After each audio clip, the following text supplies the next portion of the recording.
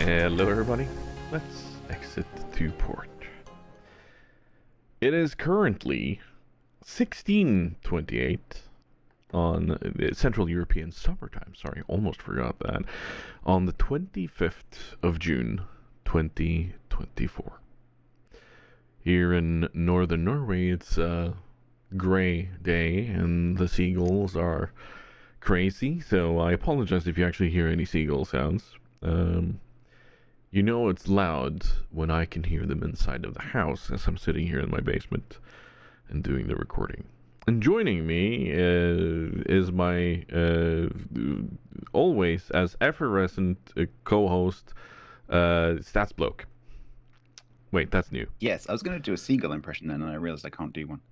You can't do a seagull impression? I can't do a Grumbles impression either, sadly. No. Well, I mean, you're just going to have to be StatsBloke then. I think I'll manage. You think you have that covered? I think I got that covered. Hello. So for those of you who are listening who might not understand why Stats is here, it is because Grumbles has abandoned me. No, he hasn't. I couldn't resist the opportunity of throwing him under the bus. No, Grumbles is sadly not feeling well. And then I thought, okay, I can do the podcast alone, and then I'll just waffle on for about half an hour before I say goodbye. Or I can ask friend of the podcast and fellow content creator, Mr. StatsBloke, if he steps in. And you did indeed. For those of the listeners who might not know you, 30 minutes. Yeah. On your own, you do like 30 minutes, and then you put two wafflers together, and we'll go for. Do you remember last time I was on? I had to use the AI tool in my editing software to get it to cut out the little breaks between sentences and words in such a way that it didn't lose any content, but just enough. It came in under 3 hours. Just under 3 hours. But yeah, for those of the listeners who might not know you, who are you, StatsBloke? My name is Stats. I am a full-time Twitch streamer, Twitch partner. I mostly play World of Warships, but I also do a bit of variety stuff as well. I do kind of have a YouTube channel, but it's kind of like just simmering on the side. But Twitch is kind of my thing. And if people want to find you, where do they find you? Twitch.tv/StatsBloke, YouTube.com/ I guess now it's @StatsBloke for some bizarre reason, but you don't have to do that. You can just put in the old traditional /StatsBloke and it'll work just fine. Nice. All right. And you, like we were talking about this in the editorial meeting, that you've just had, it's not that long ago, you had a birthday. Yes. And as such, you received gifts, and that got us talking about other things. And we've talked about stuff you've received, and one of the things you've received is a mouse. Yes. Let me tell you the story. So the reason this came up for the listeners is I've just done some cooking in the house, and it's very warm here in the UK at the moment, in the south of England. It's like 27, I think, outside, and Jesus Christ. our houses are sort of insulated, so it's quite warm inside the house. But I've just been boiling some curry, basically, for the last hour or so. And so the house is really, really humid.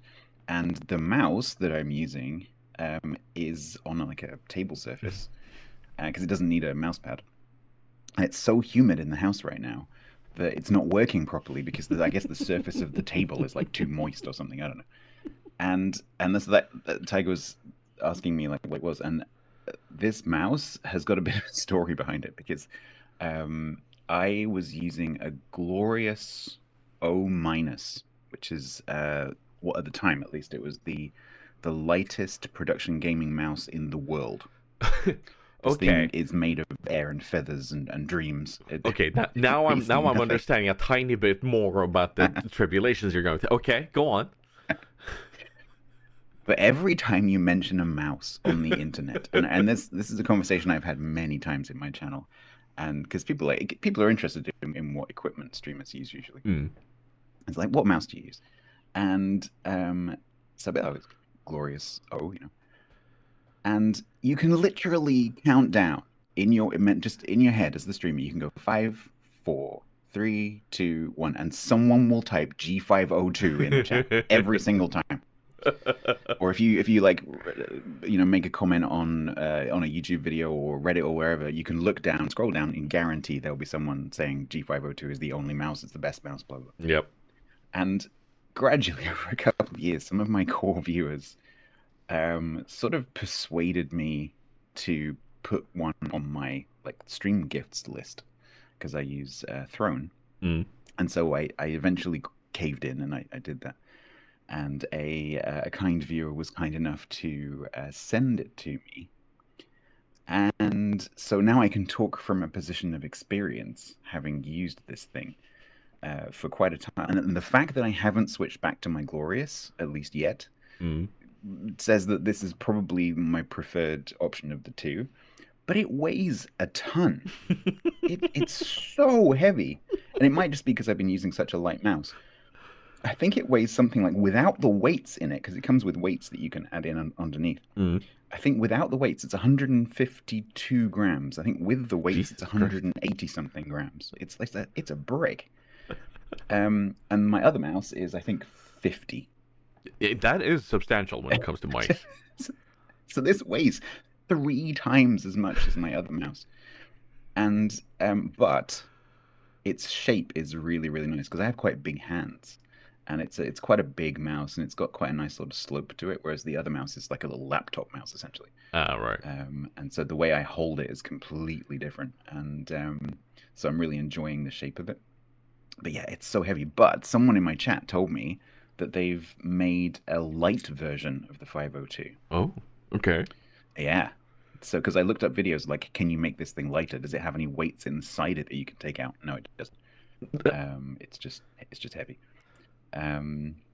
So maybe at some point in the future, I'll look at getting one of those and see if that's sort of like the compromise that I'm looking for.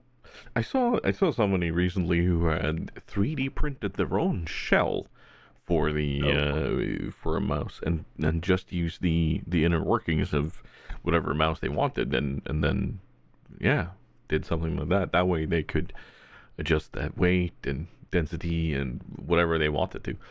So yeah, that would be some pretty precise printing. Yeah, no, it was done on like one of the more insane bamboo lab printers or something. So not Ender 3 V2 from TigersDen's basement. Although I will say I've been doing some printing lately, and I suddenly have some very good prints showing up. So there might be some stuff showing up in the Fourth World store soon. No, nice. I get the impression with those sort of lower end printers that, and by lower end, I mean they're still not cheap, but that like once you get it dialed in, the thing is like, just don't touch it. Yeah, pretty once much. You got it working how you want it. Yeah, pretty much. That's where we're at. So no, I have it working now, and I've printed a few parts, and like very little surface work needs to be done for it to be paint ready and whatnot. So very happy with the quality now. It was a pain in the backside for a while, and then on a whim I tightened a couple of screws, or rather the belts, which I thought I already had tightened correctly. Apparently not. So yeah, that's fun.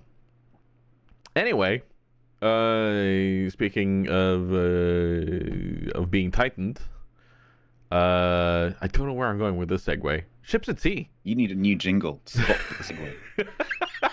Spot the segue. I might just use that. Oh. That wasn't your best. No. I've kind of rattled by these last few days, and the fact that Grumbles is gone, slightly off kilter. Yeah. But yeah, Ships at Sea.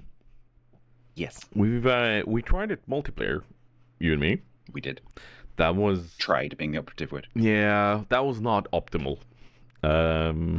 However, it turns out that their co-op multiplayer update will come in September, so I'm very much looking forward to that. But they have done quite a lot of work on it, even since launch in, when was it? Early June, late May. Yeah, I think there's been like 3 updates in the last week, so it's definitely getting some attention.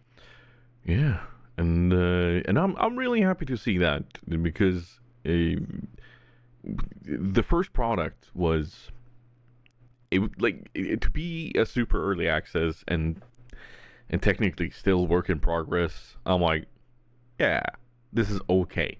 It needs work, needs quite a lot of work, but it was okay. But no, I've been having some fun with it, and kind of seeing where they're going with stuff. I'm very much looking forward to it. What was your thoughts on the ships at sea? So my initial impression of it was pretty negative because, of course, the first time I experienced it was playing in multiplayer session Right, with yeah. you hosting, and so my initial experience of it was pretty bad because that did not work very well. There was a lot of desync, and like my character was jumping around all over the place, and it just wasn't a very nice experience. But then after you streamed it and we played together, I jumped into a single player session, and it's just like a completely different game playing it single player. Right. And so I really hope that they get that multiplayer sync stuff sorted out, because playing it multiplayer would be amazing. But it's a strange beast at the moment, because it's very simple and yet it's extremely engaging. It's one of those kind of games where you're like, oh, there's not much to this, and then you notice you've been playing for 8 hours. Because it's just Yeah. it's just got that kind of, I don't know if it just appeals to a certain kind of gamer, because some people might find that quite boring and monotonous, but there's just something quite calm and meditative about going out and you like in your little tugboat, going out and especially like so I've done a bit of sea fishing and stuff, and so it just kind of like takes me back into that mindset of going out on a fishing trip. Yeah. And you can, if you've been out on boats, you can kind of like, you can smell the seaweed a little bit, and you can kind of like hear the gulls, and sort of create that, the bits that are missing from that experience, you can kind of fill it in a little bit. Yeah. And like you can, it's very basic. There's a few things where you just go and pick up cargo from one place and drop it off at another. There's some basic fishing. There's a few different types of fishing. You can rent fish farms. There's a bunch of stuff that you can do, and they're going to be adding more, I think. Oh yeah, very much so. A lot of games like that where you've got some kind of vehicle based thing. You make money and you upgrade your vehicles, which lets you do more stuff. It's that kind of game. And I recently got to try out the fish farming in that, actually. And we've had some DMs going back and forth, you and me. They need to balance it, because I filled up one singular of those fish farms with salmon. I got it to day 7 of the growth stage. You have actually one more day, so meaning you could get 8 kilogram salmons out of it. And if you have 100,000 8-kilogram salmons, ooh, that's going to be a lot, because 100,000 7-kilo salmon netted me 64 million, which is, to put that in context. I think the most expensive starting boat is it $1.5 million? No, so the most expensive one is about 6.9 million. That's Scotland. Okay, yeah. But you're talking like an order of magnitude more. Yeah. Yeah. So it's pretty big, and that's with a fairly low investment too. Like the food's going to cost you. You're going to need to travel back and forth with it, but with the ability to kind of do this time jump thing, like one day or 24 hours, then you're simply just going to stand there, throw food in, and then jump the time forward 7 days. Suddenly you have 64 million that you can sell directly from that pod. And it's like, Okay. Well, I've beat the game now, so there's gonna need to be some And that's balance the there. problem. Yeah. Yeah. I think a lot of players. I think it depends what kind of gamer you are. So I'm not the kind of gamer who plays. Well, no, it's not. Having said that, sometimes I am. But in a lot of games like that, I'm not the kind of gamer who's like rushing to finish, and then once I've done that, I'm done and out. That kind of game I play for the experience of playing it, and I don't really care what I'm doing. So like for me, suddenly getting a whole bunch of money is not really that much of a problem, because I'm still going to want to go through and try each of the boats and try each of the activities with the boats, and that's not going to stop me, but that might put some people off. Yeah, like for me, I'd already tried all the other boats, so that was kind of the last thing for me to test out. I'd done the fishing online and gotten how much fish. Like I made a lot of money through the fishing too, so it's not necessarily that, but I'm also guessing that at some point we're gonna get way more expensive boats that allow us to do the jobs in a different way or more efficiently or go even further out. Like I can see this getting DLCs too. So oh, absolutely. So the patch notes and the sort of roadmap type information that the developer has posted on Steam definitely makes a reference to boat tiers, which is not something that you can see in the game, but you can kind of guess what they mean, and they refer to like big transport vehicles and cruise liners and all those kind of like big ships. So hopefully at some point he'll add in some more bigger stuff, and hopefully along with that will come some more cooperative gameplay in the multiplayer, because at the moment it's basically, if you go into multiplayer, it's basically you're just playing the game and your buddy happens to be there over on the other side of the dock. Yeah. You don't do anything together particularly. No, and that needs to be one of the biggest changes. But a small change that I noticed actually, that I think we talked about, was adding in boats and something that makes it feel like there's people living there. Yep.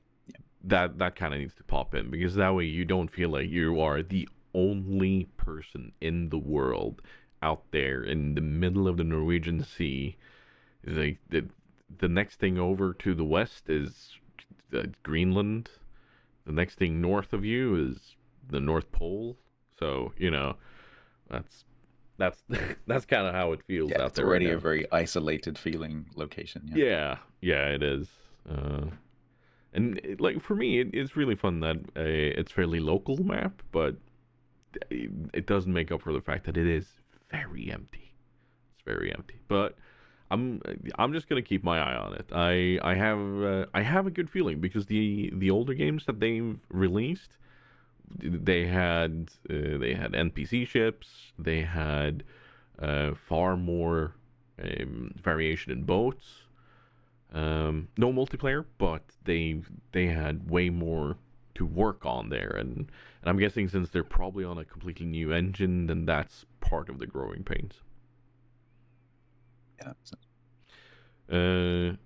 But speaking of places that feel lived in, and since we're on the topic of simulators, Farming Simulator. Mm-hmm. Farming Simulator 22, to be more specific right now, is my new focus of a game. And for those who were there last night, you will make sure to not say anything that has to do with potatoes around Stats for the next few weeks. Now you understand. The blame entirely lies with Punky, I think, pretty much. Yeah. Yep. Who, yes, I joined Tiger and Friends. I joined Tiger and Friends last night for some Farming Simulator, because I've been watching them play on Tiger's stream, and I just happened to have it sitting in my Steam library from getting it for free a while back. And I thought, well, I've got some time this evening. It's my day off. I'll jump in and have some fun. And Punky had a meeting to go to, and so she despite being told not to, took a potato contract and yeah, it was. It took a long time. I think it took 3 hours. Yeah, That something like field. that. Yeah, yeah. But it was my first time playing the game. Mm. Like I warmed up a little bit with a couple of like you gave me a couple of like really simple things to do first, and so actually that was quite useful because it taught me like how to make turns and how to like operate the machinery, turn it Mm. on, off, lift the front, and it was quite good practice. But yeah, towards the end of that field, I was getting a little bit potato crazy. Yeah, no, there's a reason why we do not go for the potato contracts, neither setting them nor harvesting them. Normally, a harvest The funny thing contract's is, fine, but yeah. with the potatoes, so like the normal crops, Mm. you can't really see the rows of the plants. It's just kind of like this amorphous mass of plant. Mm. With the potatoes, you can see the actual individual rows. Yep. And the vehicle you're using can do 4 to 5 rows at a pass. And then you look across to the side of you at the rest of the field that you've yet to do, and you can go like, okay, let's divide this into fives because you've got plenty of time as you're going down. Yep. And you go like 1, 2, 3, 4, 5, 6, 7, and it just like disappears off into the distance. And you're thinking, oh no, that's like 50, 60 passes. Yeah. It should be noted. It should be noted that the field that Punky chose to do the contract on is one of the bigger ones. Yeah, it is. It is thankfully also fairly uniform. It has a slight hill on one end, but it's fairly uniform, so it's no weird angles. Like not too much. There's a slight angle on one side, but it's fairly open, but it's still a giant field. And if it had been anything else, like cotton, even wonderful, corn, wonderful, wheat, the best. But potatoes, no. Like, and I swear, I will be looking for. We were talking about a mod yesterday, because I modded in that giant plow. So I will be looking for a giant potato harvesting machine if we can have it. That's how simple it is. Because I hate potatoes. I love potatoes, but I hate potatoes. Yeah. And Yeah. no, it's Farming Simulator is easily one of those games where, much like Ships at Sea, you kind of just sit down and hours are gone instantly. But you don't feel like you've stressed out or anything. It's just so relaxing, so calm. You're just kind of sitting there in your machine, making passes back and forth, and rumbling about a bit, and sometimes going to space. But yeah, no, it's fine. It's fine. How did you enjoy? We don't talk about the great golf cart elevator in the sky. I don't know what you're talking about. Some physics happened. Some physics happened. Yeah. Same. I find it same as you just said. Same as games like Ships at Sea. There's just something very meditative about. Okay, I've got to go and plow this field or whatever, and you just like you can see how big it is. You can guess roughly how long it's going to take, and it's just up and down and up and down. You might think, well, that sounds like a job, and but the potatoes got a bit jobby at the end, but yeah.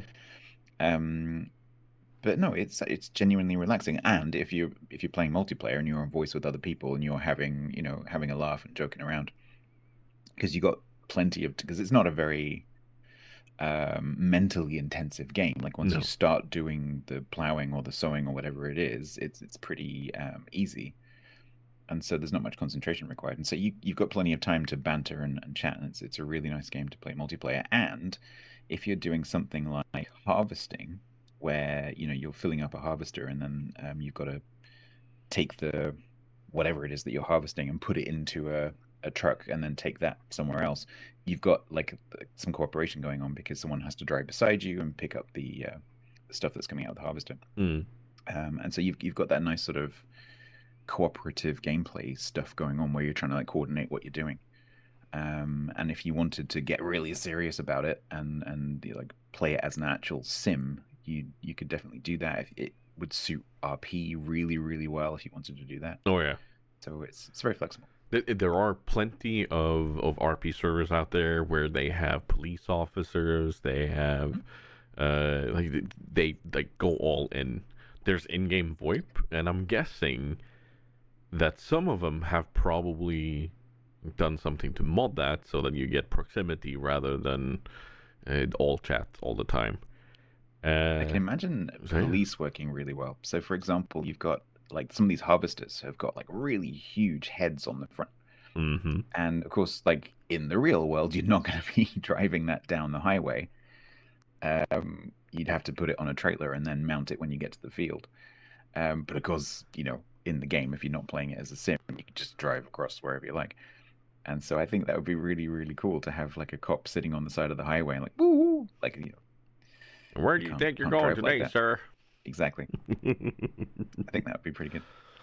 No, it's I've seen some of it, and I think Farming Simulator, as far as games go, it's one of the more Twitch chat-friendly games out there. Because sometimes you get some stuff happening on screen, which everyone can giggle at, but you have the window of opportunity for the streamer to actually talk to chat. Like, you put on cruise control, you just watch that you're not wiggling too much here and there, and then you just kind of do your thing. And I think also the atmosphere really comes across to a viewer. Yeah. I think there's a lot of games where the streamer is having a very different experience to the viewer, particularly games where there's a lot of camera movement. Yeah. Having that disconnect between not being in control of the camera and watching the camera can be kind of a negative experience. But if you're playing games that immerse you in a very gentle world like that, I think the experience is quite similar between the viewer and the streamer. Indeed. There are other games out there that allow for a lot of interactivity, but of a certain different kind. And World of Warships is one of them, and we are both very familiar to that game. However, we're not here to talk about the ins and outs of World of Warships or the importance of doing things in a right way or so on. You have been part of a tournament recently as a caster. I have. Clash of the Classes. Clash of the Classes. What does that entail? Like, it's what kind of tournament is it? So it's one of the larger, what I would call like community tournaments. So it's not so wargaming aren't directly involved at all. Completely community led. Like King of the Sea used to be, but of course King of the Sea's been now brought into the fold in terms of wargaming. But this one it's been running for quite a long time. I've not been involved with it before. I'm sort of aware of it, but it's an NA based tournament, so I've never really watched it or anything like that because the timing was usually not particularly good for me to watch. But it's been through lots of iterations, and the reason it's called Clash of the Classes has nothing to do with what it looks like now. I think what it was that one of the previous iterations, it was like battleships versus cruisers, destroyers versus battleships, and things like that. Oh, okay. And that's why it's called Clash of the Classes. But they've done things like Axis versus Allies as well. And this one, which is this is iteration 8. It's called the Olympiad. And it's a really interesting setup. So it's teams of 5. You could sign up either as a team of 5 or solo, or I think in smaller groups as well. And then the organizers would put those solo players together to make teams. Okay. So there's a few sort of mercenary teams, and there's a few of those solo players playing with the teams that needed an extra player. And I think even one of the Merc teams is actually formed into a named team because they'll go on and they're like, oh, let's just be a team. And so they're now a team, which is really nice. It's also designed for sort of I won't say the average player, but if you think about like the bell curve of skill in the game, it sort of cuts off the top limb. So there's a win rate cap of 57%. Oh, And okay. so while you have some very, very solid players in the team, there's some King of the Sea sort of clans playing. But none of the players are like world champions, super unicum, can kill everything with their eyes shut kind of players. And so you don't get that thing where like one team is definitely going to win and it's just a matter of who comes second and third. It's not like that. And so it's a really pleasant environment because everyone's just kind of there for a bit of fun. And there's a few prizes, like Wargaming have put in some doubloons and some coal and some other prizes in for the players. There's a few things for viewers. And it's just a really nice little 2-weekend tournament. Starts off with a group stage. It's very battleship heavy, so it's at least three battleships on every team. It can be 5. Wow. So you Okay. can have 5 battleships, yeah. Max 1 destroyer, 1 cruiser. But there's some other rules as well. So there's 4 factions. Each of the factions is represented by a streamer. So it's me, Overlord Boo, Lord Zath, and Havo. I don't know this guy so well. He's the Argentinian CC. Oh, He quite right, often right, right. hosts the Spanish language streams. Yeah. So the 4 of us are the heads of the factions, and each faction has a little sort of flavor added to it in the form of restrictions and benefits. So we were asked to choose a restriction and a benefit for our team. So like my faction, for example, on the opening day, could take the destroyer Gadget, which has deep water torpedoes in a very heavy battleship meta. But that made Massachusetts more expensive. That's an example. So they have to choose from like a menu of ships, and each ship is worth a certain number of points. Right. Okay. And so they have to make some compromises because they can't have everything they want. And so if they want to take an expensive, like a tier 9 battleship, they have to make some compromises with the rest of the build, Oh, or the rest of the interesting. comp. And yeah, I wasn't sure what to expect going into it, honestly, with the organization and with the format, because I was thinking, 4 or 5 battleships on a team, that could be a little bit boring. It is not boring. the matches have been really, really good.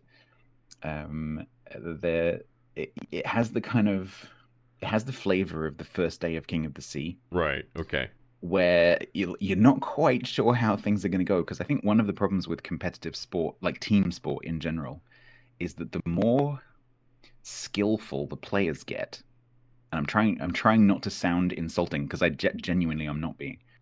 The more skillful the players get, the more boring the matches get, I mean, in my opinion. yeah, you're not wrong, because at that, like, when we're talking top level King in the Sea, then we're talking who flinches first, Exactly. who does the It's first not about little wrong thing. Yeah, exactly. It's not about who does the good play. It's about who does the bad play. Yeah.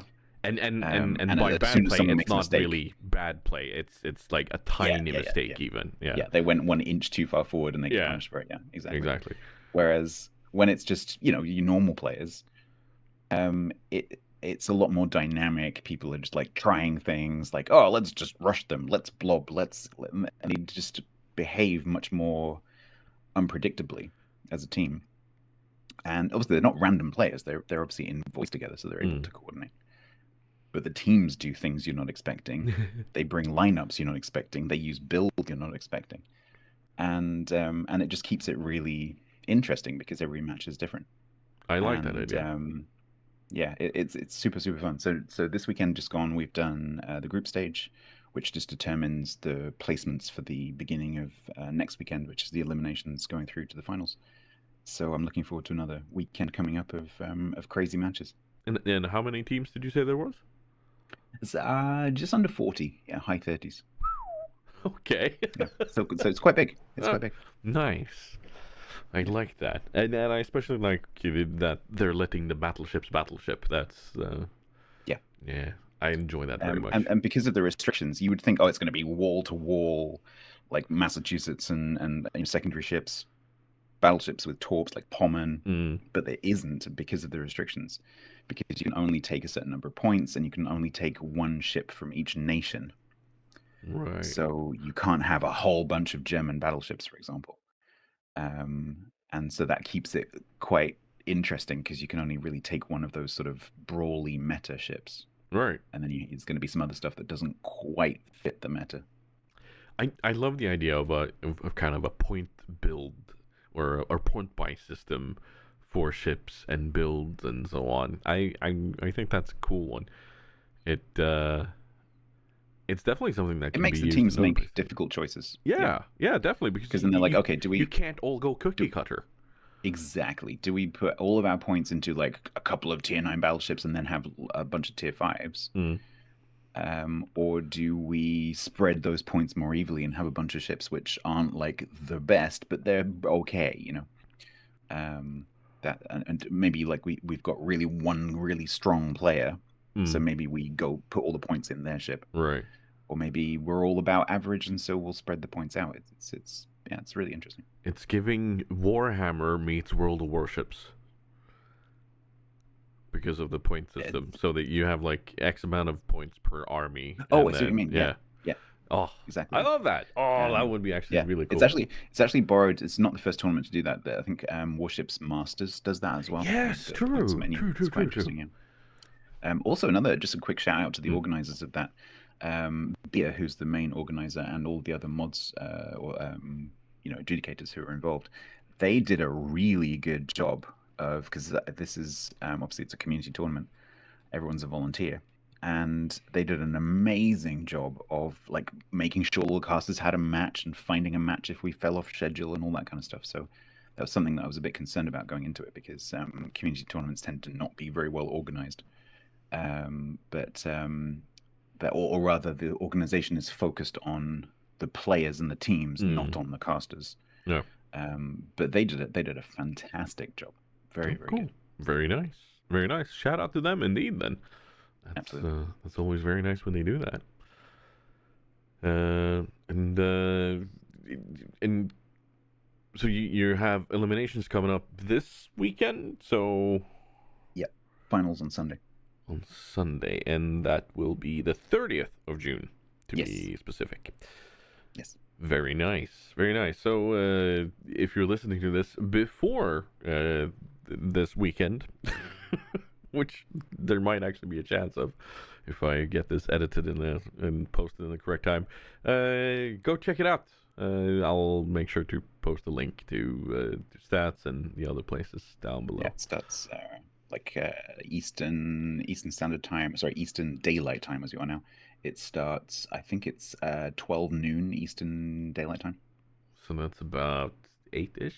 No, what? 6-ish? It's 8 West Coast, 5, 6 European time, yeah. Very nice. And how do I segue into this night? I don't know. Spot that segue. I'm gonna need to go back and clip that out. So I can't think there is no way to segue between that and the next thing. No, not with my current brain. I've also, like, right before we sat down to do this recording, I had a very, very heavy burger with some chili cheese nuggets and stuff that I made on my own. So I'm also slightly into that food coma thing. So yeah. But food is important in Vintage Story. See, I finally got one. I got one. There you go. Spot that segue. Yeah, there you go. And I have been grinning a lot listening to Mari speak so much about her adventures and her addiction to Vintage Story. So, and you have a Vintage Story server where people are doing some light role play and stuff. It's not a community server. It's just I wanted to play at the beginning of the year. I had a bit of an itch to play Vintage Story, and because I love that game so much. It is just such a fantastic environment to be in, because the attention to detail that the dev rather, it's a single guy I think, has put into the game world. Just little things, like as you go through the seasons, like the colors just very subtly change. You see like the grass goes slightly yellow as you get towards the end of the summer, and then a bit brown, and then as the weather starts to get a bit frosty, things sort of go a bit gray, and the weather changes, and the sound effects that go with the weather, and it's just such a beautiful beautiful immersive environment, despite the fact that it's made of cubes because it looks like Minecraft. Because it used to be a Minecraft mod. Yeah, I was gonna say it started And out as a mod for Minecraft and got super popular, and then the guy who made the mod just kind of said, "You know what? Maybe I can do this." And he so could. so I was just having a hankering, Yeah. and And now we're half so a year I later thought, after that hankering started. yeah, pretty much. So I just set up a server because I thought, oh, I could play a single player game, but I might as well just. It doesn't cost very much at all. Like it's a few pounds a month to Yeah. set up a little server. So I set up a little server and just asked around if anyone was interested. And I got a few friends, playing in there, and we interact a little bit, but it's mostly just us doing our little thing in our little corner, Mm. and just talking to each other and like sharing screenshots and stuff. And then Mary goes around and gives everyone cats. Yep.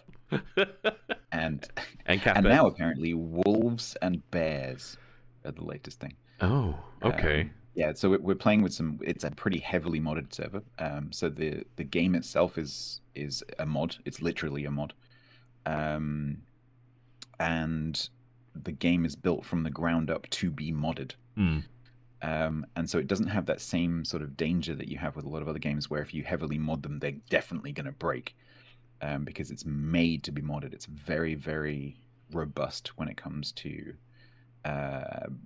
being modded like that. You do have to watch out for conflicts occasionally, but the mod creators themselves are usually pretty good with making sure things don't conflict. And so we've got a whole bunch of mods for different things, and one of the mod sets that we've got is a bunch of different pet mods. And so you can have like pet horses, and you can keep bears, you can have dogs, you can have cats.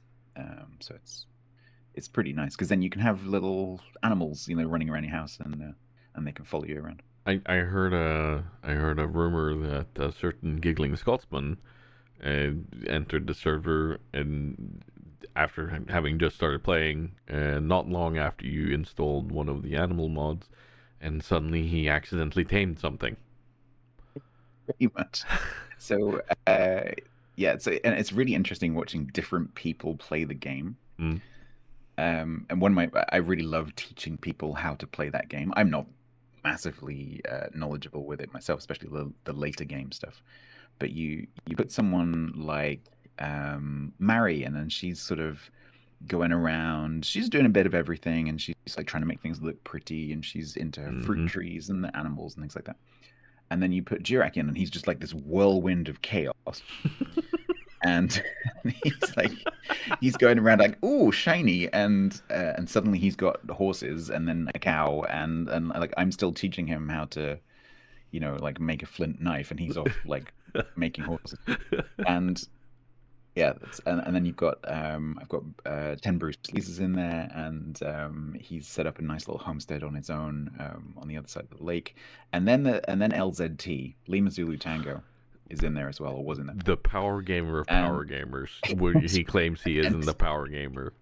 I know, and he's like just systematically worked through. Had a great time doing it, but he systematically worked through like every single thing the game had to offer and all of the mods. Until he'd finished all of it, and like that, and then he's the kind of player where like, right, I've done that now, and but he had a great time. He actually streamed some of it. He is a fellow neurospicy, and I have a feeling there's some element of hyper focus kicking in for him when that happens, because I recognize part of that because I've done that with other games. So yeah. So it's a super interesting environment because it's such a sandbox world where you can do pretty much whatever you like. And so if you want to focus, and we've got Specimen, who's quite often hanging around in Grumbles' channel.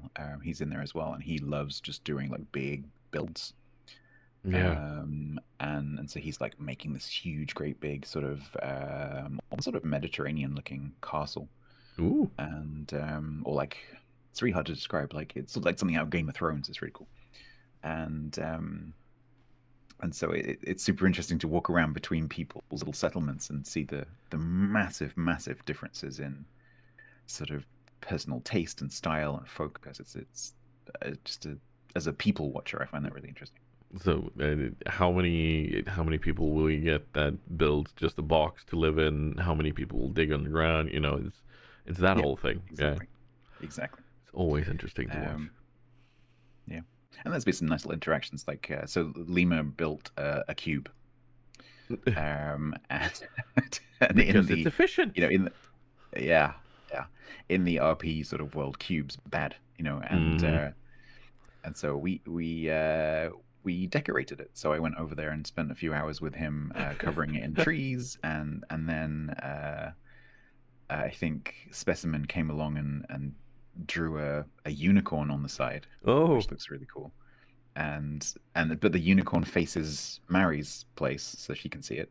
Right. But then Lima came along and gave it laser eyes. Of course he did. And the laser eyes point at Specimen's house.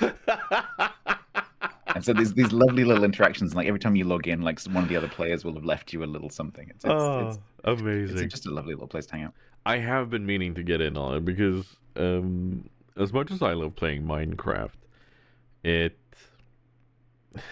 like for me, Minecraft is one of those. Okay, I want to build something grand, but it's then going to be just about the building. But Beautiful thing about I'm missing just a tiny story element of something more, and I love seeing the chiseling, like something like that. Exactly. Yeah.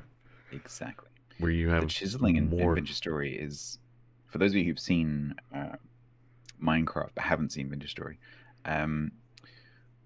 so you've got the big cubes. So I think they're like 1 meter-ish cubes. Yeah. Compared to the size of the characters, and so like a character is like 2 cubes high, and each of those cubes in Vintage Story can be chiseled down. I think it's sub blocks of 64 by 64 by 64. Sounds about right, yeah. Yeah, and so you take a certain set of tools, and you can remove material down to that granularity, like 1/64th of the width of the block. And you can even add in extra material. So you can take, the base game allows you to take up to 4 different materials and mix them together. And we actually have a mod which allows you to do even more than that. And so the detail that if you want to put the time in, the detail that you can put into some designs, because basically if you can, architecturally speaking, if you can see it in your head or look at a picture, you can, even though the world is based on cubes, you can make some pretty, like almost you can make smooth curves because of the granularity of the chiseling. And so you can make these beautiful like vaulted ceilings and beautiful pillars, sculptures. Like Mary made a glass unicorn. Yeah. That's now in a display case in Specimen's place. And yeah, you can, anything you can imagine you can build. I've always wanted to build, you know, the cave that rises up out of the dunes in Aladdin in the start. I've always wanted to make something like that. Mm-hmm. And then maybe I'll have to join. Yeah, maybe the community server for Farming Simulator will have to stop. Yeah, the opportunity to just do things just from your imagination, or to recreate real places. You know, like you could totally. I've seen, for example, like someone's made Notre Dame in Vintage Story, things like that, and like with all the detail, and at sort of 1-to-1 scale in terms of the scale of the character in the game. Just you can just build some insanely beautiful things. Indeed, I like that. And you mentioned cubes are bad, and one person that always says cubes are bad is Mr. Grumbles, and Grumbles was very much in love with Manor Lords. Yes. And he just sat there gushing over the fact that he could have farms and plots of land be weirdly shaped, and he loves that. And it's an insight into his mind. I would just want to point that out, because it lends perspective to how Grumbles build things. But you mentioned that Manor Lords has had some work done, literally, like they've been patching. Yeah, so Greg, who's the developer for that, again, it's another solo project, pretty much. He said that once release once it was released, Mm. that he would focus on bug fixing before he introduces any new features. And that's exactly what he's been doing. So for the last several updates, I think we're up to 4 updates now since it came into early access, just squashing bugs, because there were quite a few, not game breaking, but there were a few kind of annoying little niggles and UI issues Right. and behavioral things. And a lot of those. So if you played it initially in early access and you're like, oh, it's a bit weird with the oxes, was a good example of something that didn't work very well. A lot of that stuff is now working much more smoothly. The UI is a lot easier to understand. Nice.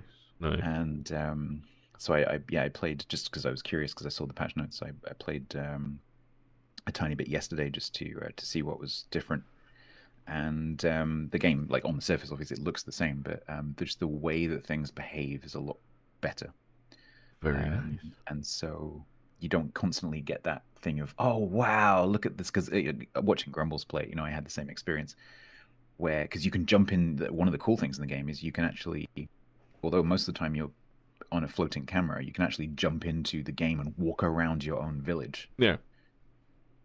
Which just gives you a completely different perspective, because you forget, when you're floating around in the sky, you forget that there's houses with chickens and people walking around and hand carts and all this kind of stuff. And so it's really nice every now and again, if you have a few moments of not having to do anything, you can just jump in and walk around. And the level of detail that Greg has put into the models, it really, really feels like an actual real village. The detail and the way the building works, where you don't have to have right angles. But in a lot of games I've played where you don't have to have right angles, the positioning of things can be a little bit tricky. Where things don't snap, or maybe the game doesn't use snapping at all.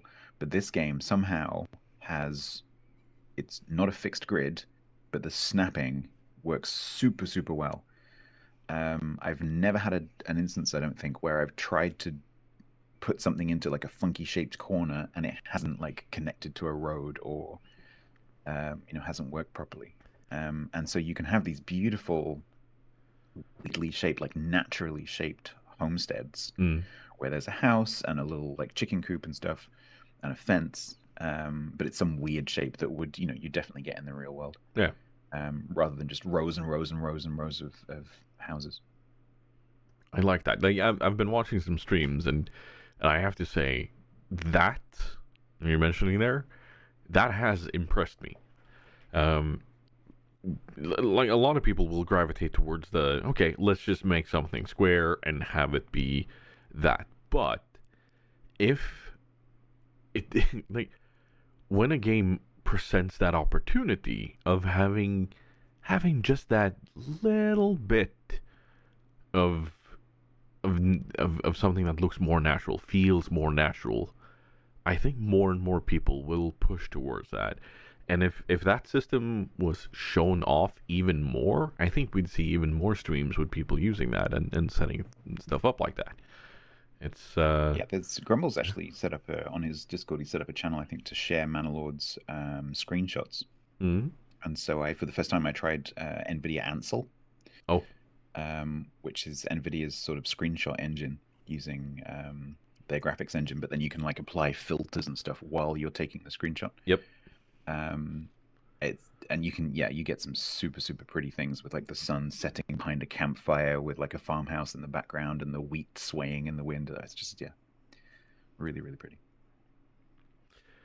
And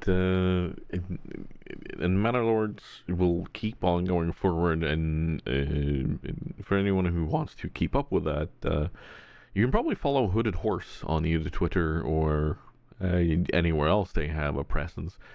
They are the publisher of that, and we all cheer for Greg. Exactly. Yeah. No, he's he must have been so busy just before release. I hope he had a good sleep. But I get the impression that Hooded Horse look after their devs quite well. Good. And they're a good crowd. They've got great community presence. They've got good interaction. They treat streamers really well. They seem to treat devs really well, although you never truly know what's going on in the background. But They seem to do a good job. And yeah, they actually have a Discord server that's like sort of a combined community streamer Discord server. Yes, they do. They do indeed, and I've seen a lot of the communication that goes on there, and it's very nice. It's very nice to see it, and I think the head of Hooded Horse is indeed a former content creator himself, which is why he knows how to interact with streamers, and he also understands the dev part of it. So very much a good company to keep up with, and both of us got the opportunity of doing some Steam Next Fest stuff for them, not just for them, but for others too. But Steam Next is, of course, where a lot of games get showcased in demos and such that are going to be coming out within the year or next year. And Hooded Horse had quite the smorgasbord, as the Americans like to say, of titles. I think like I played Blacksmith Master, and you played Beyond These Stars. That's Hooded Horse, right? I don't think either of the ones that that I've got here are actually Hooded Horse. I'm not. Let me just check in the background. So is Blacksmith Master? Yes, yes. That one I got a key for. Published it. Airborne Empire is Wandering Band, and Beyond These Stars is Beyond These Stars is Hooded Horse. Yeah, because I thought I saw something about a key for that in the emails I got from them. So yeah, no, it's an excellent little just amalgamation of all the different things coming out, and it's so much going on Twitch too during these days, because a lot of content creators will be granted keys for stuff and showing off the new, and it feels like this breath of fresh air coming in where people actively sit down and play demos. And I think maybe the last time I actively sat down and played demos before Steam Next was late 90s, early 2000s, where from a disc on the front of a magazine. Yeah, exactly, and buying these once a month and then playing them to death. I don't know how many times I went through that same mission of Commandos that I got on that one disc one time. But yeah, Steam Next, excellent thing. They have cool titles, and what were your experiences with these? So you joined Airborne Empire and Beyond These Stars. What is Airborne Empire? Let's start there. So Airborne Empire is it's a really interesting concept. Apparently, I didn't realize at the time. Apparently, it's a sequel. I think I might be getting confused with Beyond These Stars, but anyway, it doesn't matter. So the concept is it's a base builder, but in most base builder games, you start somewhere on the map and then you build a base, and you have to farm resources to build your stuff, to unlock more tech tree stuff, and so on. Most base build games work like that in some kind of way. And so you are moving around the map and then going to and from your base. In Airborne Empire, the sort of meta game is that the base moves. Right. So you're building this base in the sky and then exploring, but you take your base with you because the base is an airship, basically. And so you have these almost like World of Warcraft style missions. So you're going from like place to place and picking up missions from characters in the game that talk to you. They have a bit of dialogue and a bit of backstory, and they'll hand you a mission, and then you have to go somewhere else. And you do whatever it is the first character wanted, and then inevitably there'll be a second character at that new place that gives you new missions. And so you're just flying from place to place around. But there's also some interesting mechanics, because the air city that you're flying around in, that you're gradually building, has balance and lift mechanics, and so you have to use your resources to build more buildings so you can craft things and defend yourself and things like that. Right. But at the same time, that adds weight, and so you need to both make sure that the platform has enough lift to keep itself in the air, but you also have to make sure that it's balanced, like left, right, front, back. Otherwise, things fall off it. And things like lighting, because if you don't have lighting, then the citizens have accidents, and then you end up with fires and this kind of thing. And it's just really, really pleasant. The pacing of it for streaming was maybe a little bit on the slow side. It could do with a bit like an extra fast time setting, Right. for some of the traveling. But apart from that, it's really, really cool. So I'm definitely going to be keeping an eye on that. The demo actually is pretty long. I think I was streaming it, and I think I was playing I did a full 6.5 hour stream, and then I just very quickly finished off the demo for another like half an hour or so. So it took me 7 hours to do the demo. Oh wow. Okay. So it's, Well, that's substantial then. Yeah. Some decent content. Yeah. Nice.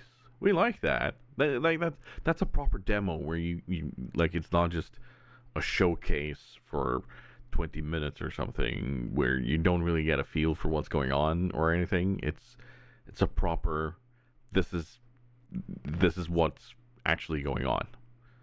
And it also actually showed you pretty well like what's coming up.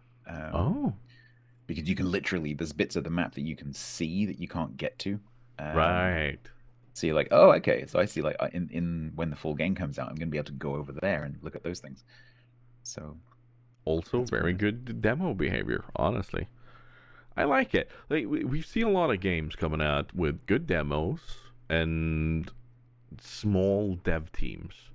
And a lot of them are, or some of them, I should say, not a lot of them, are creating some really big waves in the gaming community. I love that. How do you think Beyond These Stars will kind of land with the gaming community? Do you think that's going to be one of these successes? Yeah. So this game's pretty different. It's a similar genre, I think, but it's quite different in the way that it works. So it's a tile-based base builder. It's very quirky though. This one is a sequel. So the setup is that it sounds kind of crazy, but it makes sense when you play the game. You're on the back of a giant space whale. Yep. That is able to warp through space-time and travel around the galaxy. And as you play the demo, you discover, because you look like you're just on a normal kind of landscape initially, and then slowly the game introduces you to the idea that you're on the back of a whale.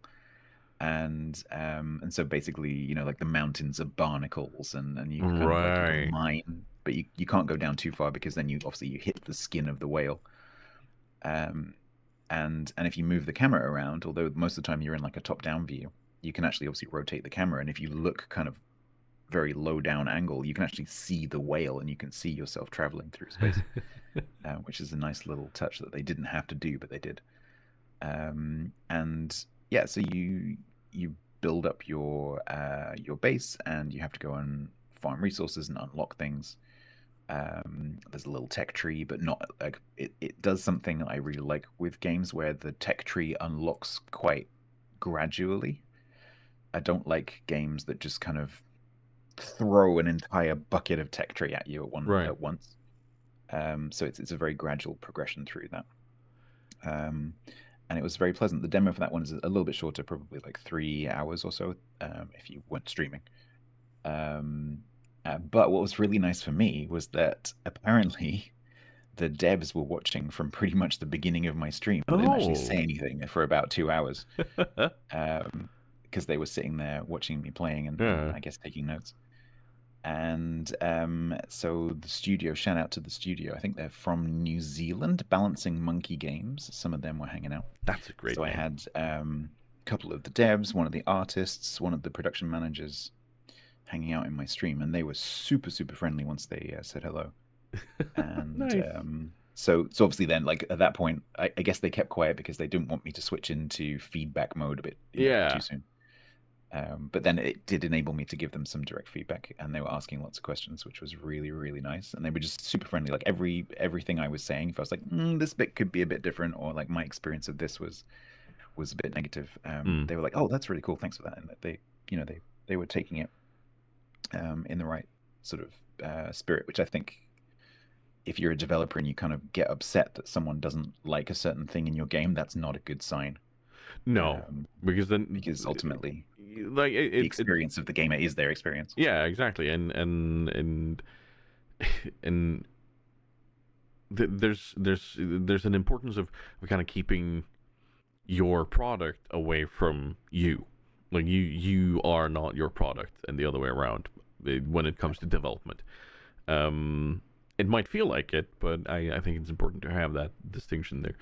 But I think for a lot of people they can relate to this idea that once you start working on a project or something, when you really get into it, and it gets just super heavy and you get so invested in it, it's hard to also what should we say, remove yourself from it and then see things that might need some polishing, like say how you access a tech tree or you view a tech tree, because you are in that chain constantly. Yep. Like you know it intimately because you've developed it.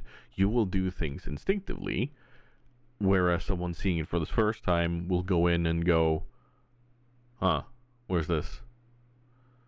And then kind of think, mean? Yeah, exactly.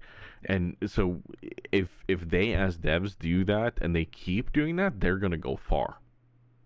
Exactly. They're gonna go very far. I think it's when you design anything, but especially computer games because they're so interactive. I think it's really, really important at some point during that process, or preferably several points during that process, take someone who's never seen it before, plonk them down in a chair, literally like tape your mouth shut as the developer and put your hands behind your back and just watch them. Because someone who's sitting in isolation, as you say, seeing it for the first time, is going to get stuck on things that you never anticipated because you already know how it works. And that, the key of the sign of a good user experience designer is someone who knows to do that and knows that they don't know what it's like to see it for the first time. And when a user says I'm frustrated, you can't dismiss that because they are frustrated. You can't say they're not frustrated, they're doing it wrong. Like a classic mistake I think in design is, oh, the user's just doing it wrong. No, the user is just behaving how the user is behaving, and you need to deal with it. And much like any situation where you're building a shop or a UI or whatever, the user is going to be as varied as there are the amount of different snowflakes out there in the world. Like, exactly. Nobody will see things the same way because of color blindness, because of object permanence, because of working memory, whatever it is, because of how your system interacts with that certain web page or item could also be a thing. So what someone experiences is their experience, and for a lot of people that will be valid unless it's like the crazy outliers, but yeah. Exactly. And I hope the future developers take note of this,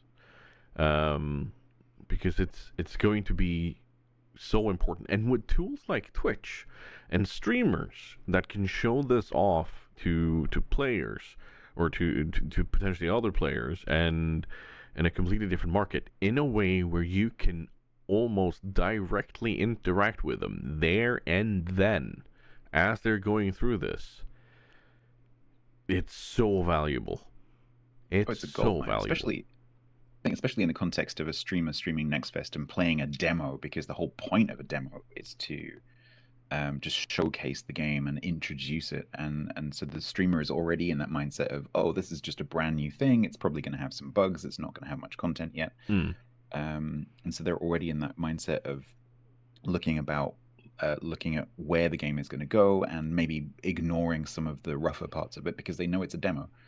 And I think if you catch the right content creator who's in the right frame of mind, I think for the developers that must be incredibly powerful. And you don't even have to be there live because you can obviously go and watch the VODs and just see someone interacting live with your software. So you don't even need to go and find someone and bring them to the studio. No, that's true. Because you can just watch people playing your game live. Yeah. I had the opportunity of doing that with Blacksmith Master. I didn't have the devs in my chat as far as I know, but I played some of it offline first before the NDA dropped, and then I got to show it off on stream. And this is going to be one of those funny little resource management shop setup games. The premise is easy. You start off with only you, and you have a very simple blacksmithing shop, or a smithy, if you will, where you can heat up your iron and clap that around until it becomes either a knife or an axe or whatever it is, and then you can do these missions that give you money. Money will allow you to later on hire people. The people you can hire are blacksmiths. You can hire people to help you carry stuff. And later on, cashiers, of course. And it has some of these nodes where when you sit down and you go through things, there are some of these moments where you kind of go, this is a tiny bit cumbersome. I was going to ask, how did you find the crafting part? Because I noticed it's not called Blacksmith Simulator. Yeah. And I remember watching, I watched Grumbles play first, and I was kind of a bit surprised by how the forging was. It's that it wasn't exactly what you'd expect. No. It's a ton of little mini games, but I think the importance of these mini games is going to quickly just disappear because I don't think you are going to be doing the hands-on stuff for very long. I think it's because more, you're managing the stuff. Yeah, I think that's more going to be the game than anything else. But it's nice to have the ability to go in and say, okay, I want to make some of these items. I want to help out. So in theory, you could build your own little part where you, with your character, can help build stuff for the missions that you're doing, or where you can have your own little place where you build stuff that goes into the shop where you sell stuff. I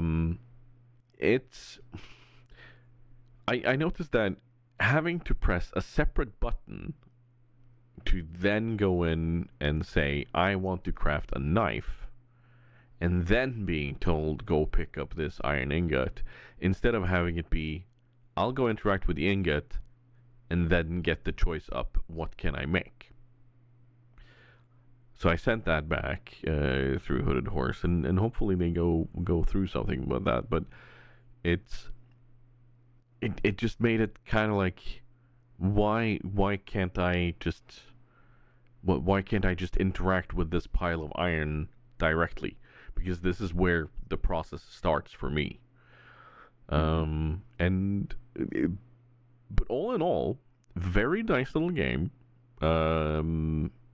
Definitely shows potential, because I think they're probably going to be using more of this little town instead of just this square where the shop's on. They're also probably going to have more like there's definitely going to be other levels to these stores, because there are stairs and I have a feeling there's gonna be need for both a woodworking shop where you start bringing in your own wood instead of purchasing it, and so it definitely has potential for being a really cool game.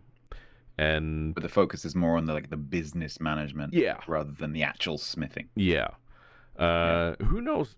They might change the mini games and how they work, but I'm definitely going to keep my eye on it because I very much enjoyed it as it was.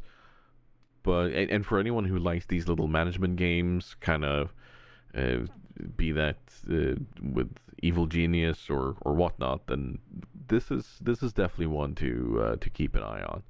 And the graphics are very nice too. Like I genuinely enjoyed the graphical style of it. It's cartoony, but it's not overly done. So it's got kind of like a Valheim-esque feel to it. But no, it's a very nice little game. So definitely keep your eye on that, Blacksmith Master. We're gonna move on to the next little part of this podcast. We're going to talk a tiny bit, like just very quickly, about topics from the gaming world. And as we were sitting down to do this, Farming Simulator 25 has been announced.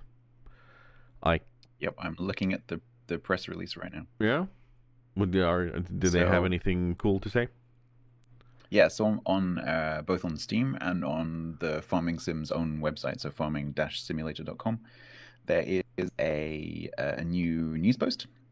Farming Simulator 25 is coming. You can pre-order right now. It's coming. Release date is November the 12th this year, 24. It's coming to PC, Mac, PS5, and Xbox. It will include farming in Asia, including rice fields. So like flooded paddies. There's going to be more machines from your favorite brands. Upgraded fields and visuals, and the screenshot they've chosen for that is it's pretty stunning. Beautiful, like misty river going off into the distance in the sunset. It's quite nice. More reveals and details coming soon, and they posted a picture of the pre-order collector's edition, which I'm guessing is quite expensive, which comes, it's like a boxed set, but it comes with a USB ignition. So you get like this little ignition key thing that goes on your desk, and you put an actual key in it and turn it, I guess, to turn on your vehicle, or maybe launch the game. I'm not sure. Yeah, and there's a bunch of other like merch stuff as well. Yeah, no, the sim part of Farming Sim, if you really want to go hardcore on it, you truly can, and some of these keys, they're gonna be popular. I guarantee you, these are gonna be sold out. Because if it's one thing I've noticed while streaming this, is there are some very outspoken people in the sim communities regarding choices made by streamers. Anyway, so that has been announced. Looking forward to that. Although I'm probably going to stick with 22 for a while. That's the beauty of it. Like the franchise is, each one gets better, but the old ones are still totally playable. Oh yeah, and like you mentioned the new visuals, and like Farm Sim 22 already has really good visuals, and the models are amazing. Like, yeah. But there's also another sim out there that has been announced a bit longer ago, but it's the new Microsoft Flight Sim that we don't know what it's going to be called, but it's definitely also going to poke a few people. I was feel a bit of a surprise when it was announced, because obviously the modern or the current Microsoft Flight Simulator has only recently been released. If you consider that the one before that was, I think, like 12 years old before the current one came out. Yeah. And so people were a bit surprised that the new one came along so quickly. But was the studio Adobo they said, well, we've got some ideas that we developed for Microsoft Flight Simulator, the current game. It would help if they chose different titles each time they release this thing. So the current Microsoft Flight Simulator, they had some ideas that they wanted to bring into the game, but they realized that the engine wouldn't support those ideas. And so they had to make a decision. Do we update the engine in the current Microsoft Flight Simulator, or do we just make a new game? Right. And so they decided to make a new game, but they're actually going to continue developing Microsoft Flight Simulator, the current version, alongside the new one. Ah, okay. And then I guess like gradually phase the current one out. There was I was watching the press as this was announced, and there was some quite cynical people saying, "Well, are you just running two versions of it in parallel just to get more money? Because a whole bunch of people will have both." Which I think is, given that it's only 3 years since the release of the current one, I think, yeah, that's maybe fair criticism, because it's not cheap. Like, this is a AAA title, and all, it's very expensive to buy the in-game vehicles and stuff if you want to do that. And so people put a lot of serious money into this, and like even people building, their own flight sim setups, like actual cockpits that are specific to a certain version of the flight simulator. Are obviously putting a lot of money into their setup. And so probably quite a few eyebrows are raised when this was announced. But, says Adobo, it is going to enable them to do things they can't do with the current game. Interesting. I wonder what that is. I guess that's something to keep So our they eyes have for. given some clues, I think, if I remember correctly. It was to do with the fact that in the current Microsoft Flight Simulator, which is amazing, I've done it quite a lot. I've even streamed a bit of it. Because it simulates a 1-to-1 scale Earth. Oh wow! Okay. So you can literally, because it uses photogrammetry and like radar bathymetry data. So what they do is they take satellite imagery from Bing Maps, of course, because it's Microsoft, and they lay that over a bathymetric map that is accurate because it's radar data. And so they have a very, very accurate topography map of the entire planet. And they have, of course, satellite imagery of the vast majority of the planet. And they lay one over the other.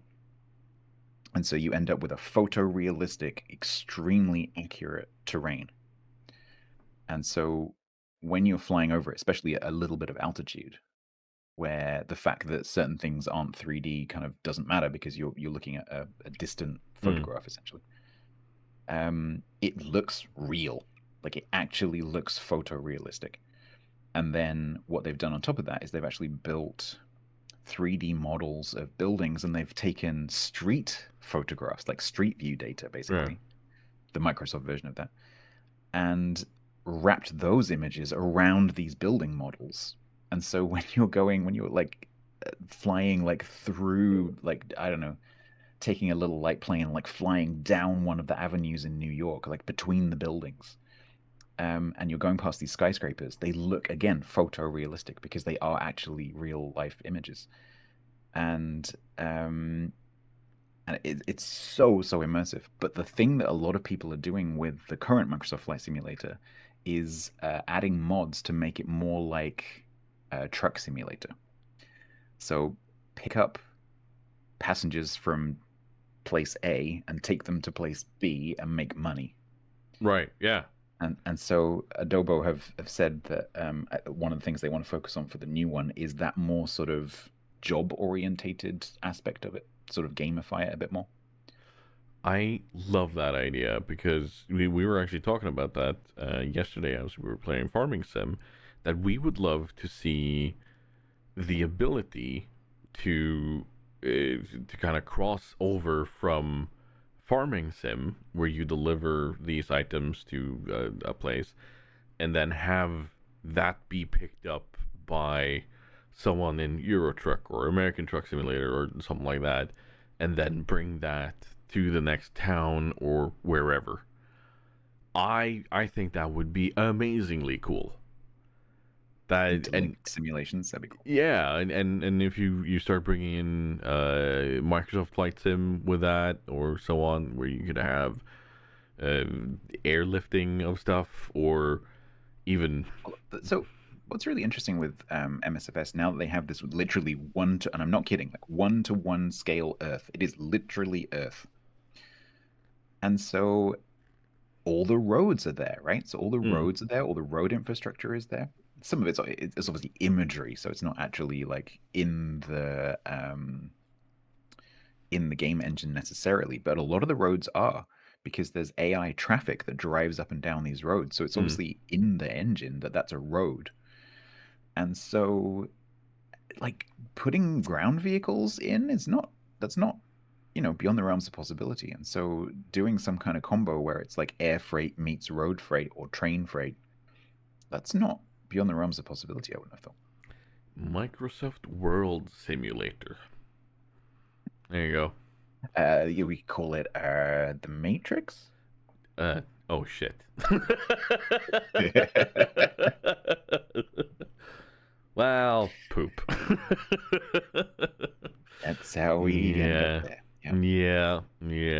Funny thing is, of course, if you want a 1-to-1 simulation of everything that goes on in life, you will have to put in as much power as life requires. Yes. Yep. So, that's a bit of food for thought. On that cheery note.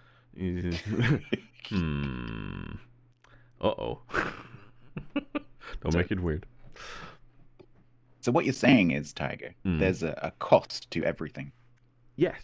He says, hinting at a segue. Yes, indeed. There is a cost to everything. And one of the things that Twitch have recently brought in are something called powerups. Or I don't remember what they were called in origin, but please stop translating stuff, Twitch. Just stop transliterating it. Yeah, we don't want that in Norway. We, like, as a Norwegian and someone who knows that about 99% of us speak fluent English, please stop. It's fine. Anyway, Twitch power-ups are the newest iteration of things that make Twitch money because viewers interact with them. And these little interactions are very simple. You have one to make a little celebration go on screen where emotes fly. It's full screen even. It's kind of tied into some of these Twitch alerts that Twitch have built themselves. So I think they learned something there. The other is to put some flair on your message, make it look special. And the third is to make emotes big. And I think the one that they should have gone for just straight off the bat and not worry about the other two, big emotes. Yep. Honestly. Big emotes, they're so much fun. But I will say really this. Interesting. I will say this. Please, Twitch, allow me to wrangle some frickin' community or channel points out of people with this too, not just bits. I love the fact that I can earn bits from this, but please, let me wrangle some channel points out of people. What do you think? So, I have lots of thoughts about this. So, just talking about like the reaction, because this has been live now for I think about a week and a half. Yeah. So, the reaction I've seen to most of these is very what I would call like a Marmite reaction, like you either love it or you hate it. With the three different things. So the big emotes, I love them. I think they're great fun. I wish people could put more than one emote. I kind of understand from a layout point of view why they might not want to do that. But if you could chain 2 or 3 together, that'd be kind of cool. Because a lot of people's channels have emotes that are designed to be used in combination. And of course, that completely rules that out, unless they're vertically aligned. But then the person has to do the interaction twice. A few people who don't like it I guess, it's very in your face. Obviously, it's bigger. It's not what you're used to. So I can understand why some people wouldn't like it. But personally, I think it's really fun, especially with the number of animated emotes that we have now. Yeah. Because if you uploaded decent quality animated emotes, the quality looks really, really good.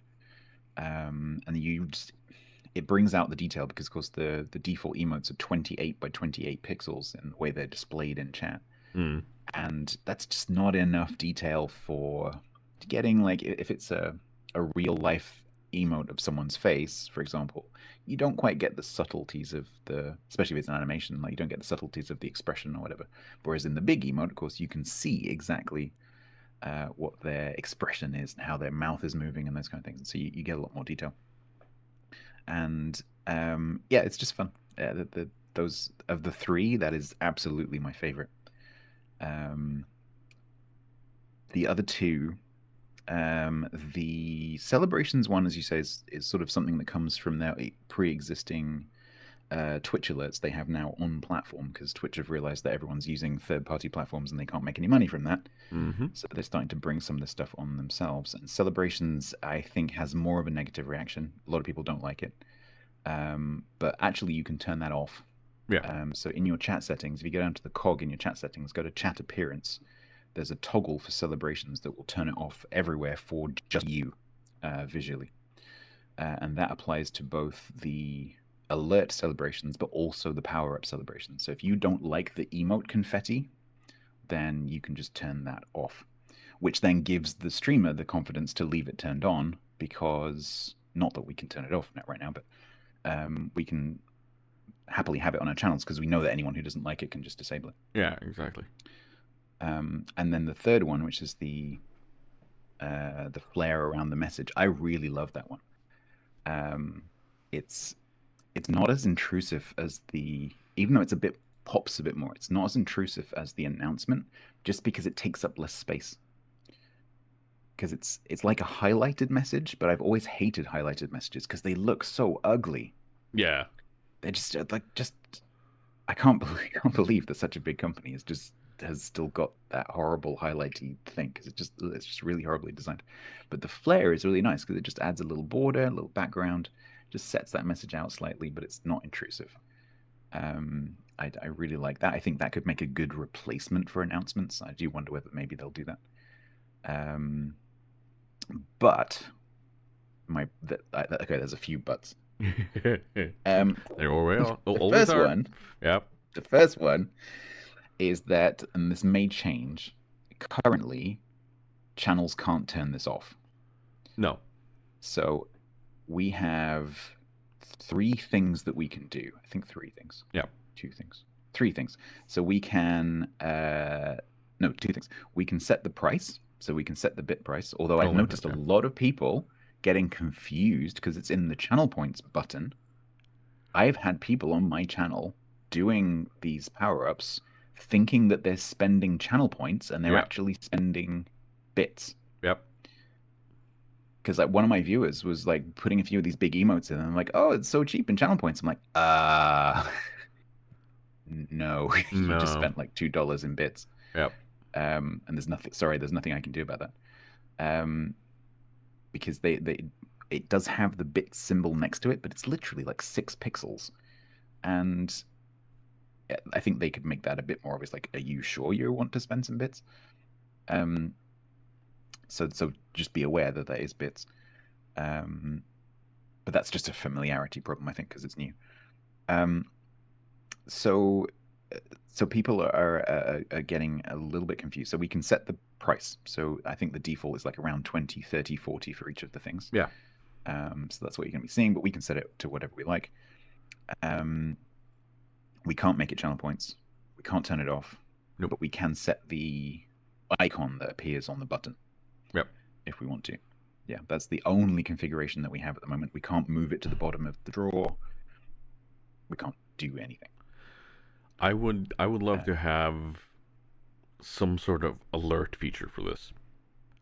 The fact that people use bits on something and I'm not noticing it, I'm like, Twitch, come on.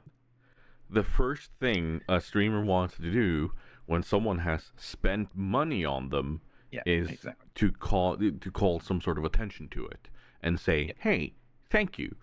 Or else, like the psychology behind it is pretty fucking big, because if you do not acknowledge that someone has yep, spent money on you, that can be seen as an utter rejection, or not just rejection, but just willful ignorance exactly. to it, I and think, that's just so wrong on a platform like this. yeah, totally. I think, like for example, I think of Twitch a lot like busking. When I try and explain it to people who don't understand what Twitch is, like elderly relatives and so on, Mm. I'll explain it a bit like busking because they understand what busking is. I'll say like it's a bit like having a street performer, like a juggler or a musician or whatever, and you walk past and throw some coins in their guitar case. And in that circumstance, if you put some money in a busker's hat or whatever, you expect some kind of like nod or a smile or something, just to know. I don't know. It's just a social contract, isn't it? Like Yeah.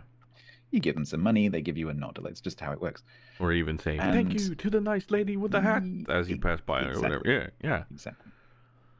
And that it makes the person feel good. It feels good as the performer as well, and it encourages other people to do it as well. yeah. And if you just have this nothing, this just void where you've put some money in, okay, you've got a little flare out of it or whatever, so you do get some reward. But yeah, not having it acknowledged is not a good thing, I don't think. Although on my channel I do use the principle of if it's a really small amount, so like single bits, like 10 bits, Mm. the way that I've set my stream up, I have it so that the thing that happens is its own reward. But something happens. Yeah. So that those I won't usually acknowledge, like if someone puts 1 bit in and a tiny little sound alert goes off, I usually don't acknowledge that directly because the thing itself happening is enough. But yeah, being able to tag onto that. But it is in the API, and Nate has put it into the alpha of StreamerBot that both of us Good. use. Good. So hopefully soon, very soon, we will be able to latch onto that and make something happen. Good. That's very good. We are going to I have touch more another, on I have another StreamerBot. but. I have another but. Okay. There's a big but. Okay. Um, Twitch. When you make new things on your platform, half of your viewers, approximately, are watching on mobile devices. Androids, iOS, smart TVs. If not They're more not these watching days. on desktop. Yes. So this is actually one of the pieces of analytics that Twitch actually do give us, and I know that on my channel it's approximately one half. I was astounded by this, but approximately one half of my viewers watch on mobile devices of various kinds. So when Twitch introduced announcements, it didn't work on mobile. It still doesn't work on mobile. You don't see the announcement at all. You don't even see like plain text. You see nothing. Oh wow. Which is why I don't use announcements at all if I can avoid it, because you don't see them on mobile. Yeah. Like kind of defeats the point of having an announcement if half of your viewers can't see it. The flare messages, which someone has paid bits for, you just see in plain text. The big Right. emotes that someone has paid bits for on a mobile device, you just see as a normal emote. And the celebrations, you don't see at all. So that means if a streamer sits there and because a lot of streamers do this, use a mobile phone or a tablet or whatever Yep. to view their own chat, they won't see this. Yep. They'll see it if they have their alerts feed up. Obviously, they'll see those interactions in their activity feed. Right. But they don't see it themselves. No, and the obviously the celebrations part, unless you happen to have the video window as part of your dashboard, Yeah. you don't see the celebration either because it plays over the video. Oh my god. Twitch. Oh. It's just but like I can understand why power-ups wouldn't have mobile yet, because obviously it takes a while to take development through to release on a different platform, and mobile is kind of complicated because of the app stores. And so I can, whereas they can update their website whenever they like, so I can understand why it would take development longer to reach mobile. But announcements have been live for 2 years. Yep. Something like that. It's a while now. So that makes me concerned that they're just never going to do it on mobile. Like they had this whole big idea and thought of trying to introduce clips as a way of showcasing streamers on the mobile app. Now, I haven't used it, but I do see some people talk about it. But I don't know if I'm in the right market here. But I still go to TikTok for short form. I still go to YouTube Shorts for short form. Twitch is not my first idea of, oh yeah, let me hop on here to have a bit of a view of short form content for gamers or from the people that I watch. Because even as a streamer, I don't really get much, there's not a whole lot of thought from Twitch telling me that, oh, these clips have been created, you should probably make some sort of short out of it and then display this. That would, honestly, I just had this thought. That would be amazing. Twitch, let me know what clips have been created. Pretty please. In an email. Yeah, not just this is a very popular segment of your stream. Fuck you. Give me a list of clips that have been created. I think this is another area where Twitch will eventually realize there's a lot of third-party tools. There's a lot of AI tools now for doing that kind of thing. Mm-hmm. And a bit like where they've gone, oh, everyone's doing off-platform alerts. Let's bring that on. Everyone's doing, whatever, like animated emotes via BTTV or 7TV. Let's bring that on platform. I think this is one of those things where they'll go, oh, hang on a minute. Everyone's using these third-party tools because we don't do it, so let's do it. I think that's where they'll go. Speaking of one of the third-party tools, I use Chatty to view my chat. That doesn't show any of these interactions. So big emotes or the celebrations or whatnot. It doesn't show any of that. And it's like, why? Why? How is that so hard? It's an IRC. Anything chat on Twitch is IRC based. It shouldn't be that hard. But the emotes is just text, and then you have to have on top of it like a call to the API to figure out what that text codes to in terms of the image. And they've only just added this power up stuff to the API, and they probably didn't tell the developers or give them much notice. No, it doesn't seem like it because there's no update for Chatty at all. There's no update for any of the others. So sitting here and feeling like I'm being forced to use certain tools directly from Twitch when I have the stuff that I've been using for such a long time, that feels like I haven't been spoken to, because I know also a lot of other streamers use these same tools in the same way, and there's a reason for that. There's a reason why people use it them initially. Exactly. We've all been trained to use these off-party things. Yeah. And so sitting here as a streamer and then suddenly being very subtly told, oh, you should probably use our stuff. Ha. It's kind of like, it does feel a little bit like they're trying to round up the flock. You know what I mean? Yeah. There are better ways of doing that, though, I'd say, but that's just me. That's just one thing is that I think it felt a few months ago like they were, at the end of last year, they were tripping over themselves to try and release new features. Because I think they had a bit of an internal shakeup. They, had a bunch of redundancies and, layoffs and a bit of a change in direction to I assume, to try and make a profit, because they haven't made a profit yet. And it feels like that's slowed down a little bit, which I think is a good thing. Yeah, but, very much so. But it still feels a little bit like the development department isn't really talking to the comms department, or maybe there's no one left working in the comms department because they were all laid off. But yeah, it does feel like the rest of the development community is having to play catch up, but that might be intentional. I will say that for a very long time, I got very used to slapping my forehead and going, "What the hell, Twitch? Why?" And I don't feel like I've done that in a long time. So exactly. This is a minor one of those. Oh, come on, Twitch! It's not a why? It's just a come No, on. to be fair, there's been a lot of positive things recently. Mm-hmm. Indeed. And I've seen more positive from them than I have seen negative stuff. So I will definitely give them that and be very honest about my appreciation of what they're doing.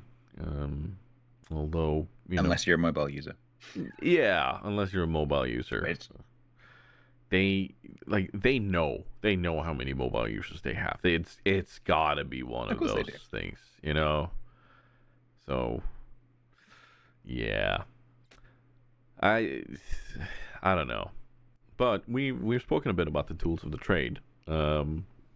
There's one thing that Twitch have implemented as their tool of the trade, which I really enjoy. I've started receiving emails when I get a gifted sub to a channel. It shows me the channel in a very nice way. It shows me what emotes they have. It shows me who gifted it. And I was like, oh, this is actually very nice. It shows me everything I need to know.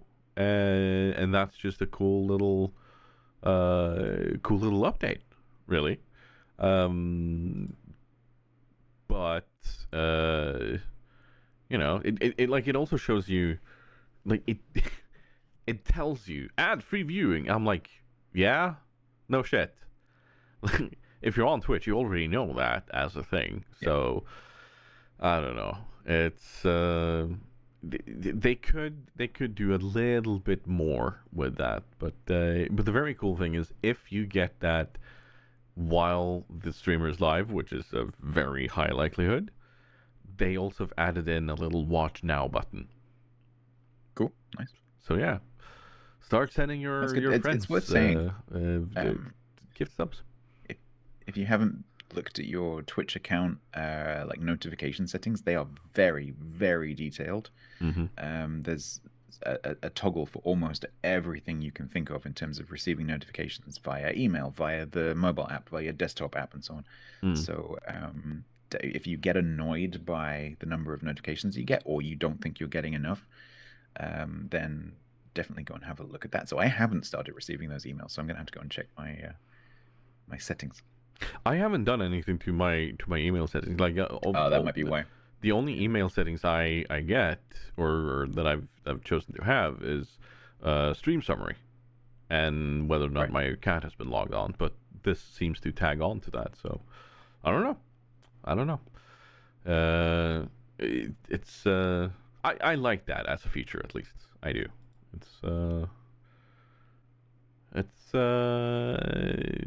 It's one of those things where I think it'll bring more people into those channels, and I hope they do, because in that case, gifting. Quite often, when you get a gift sub, quite often it's a channel that obviously you're not sub to because you've got a gift sub, and so it's a channel that maybe you're kind of just on the periphery of, or you just checked out for a few minutes. Been rated over to. It kind of just gives you that poke to go like, don't forget this channel exists. Yeah. You've been rated over to from somebody else, or you randomly receive a gift. Raid. Like, if one of the streamers that you watch has raided someone, chances are it's going to be something that you're interested in. Very often, true. But yeah, no, I use the term tools of the trade, and we spoke about StreamerBot. And a few of these other things that streamers use, and you mentioned in the meeting before we started that you had a very nice little interaction with the dev of one of the plugins for OBS. Oh yeah, it's just a silly little thing. So I was streaming, and over a couple of days, I noticed that some of my text sources stopped working. So I have, for example, on my Be Right Back screen, I have a clips reel, and below it's got like the title of the clip and the person who created it and the date. And I noticed that stopped working. And then the next day, like a couple of other bits of text had stopped working on OBS. I was a bit confused. Didn't have time to check it out. And then finally, like 2 days later, I had time to check it out and noticed that it was all text that was in a particular plugin called Markdown Source that's made by a guy called Exceldro, who makes a lot of the popular OBS plugins. And I literally went to his GitHub to raise a ticket and give him some screenshots and some information about the problem. And literally, as I loaded his GitHub page, I could see that the version number on his GitHub was one higher than the version that I had installed. Like, hang on a minute. And it's like, released within the last hour. I'm like, oh, okay, that's cool. So I just downloaded, and then I read the patch notes. And it's like, fixes a problem with text loading in OBS portable mode, and I use portable mode. Yeah, see, there you go. And so I just sent him a whisper on Twitch, because he streams occasionally, and he quite often is hanging around on Twitch. I just said, "Oh, hi Exeldra, just thanks very much for fixing that problem so quickly. I was just about to raise a ticket, and I noticed that you'd literally just fixed it."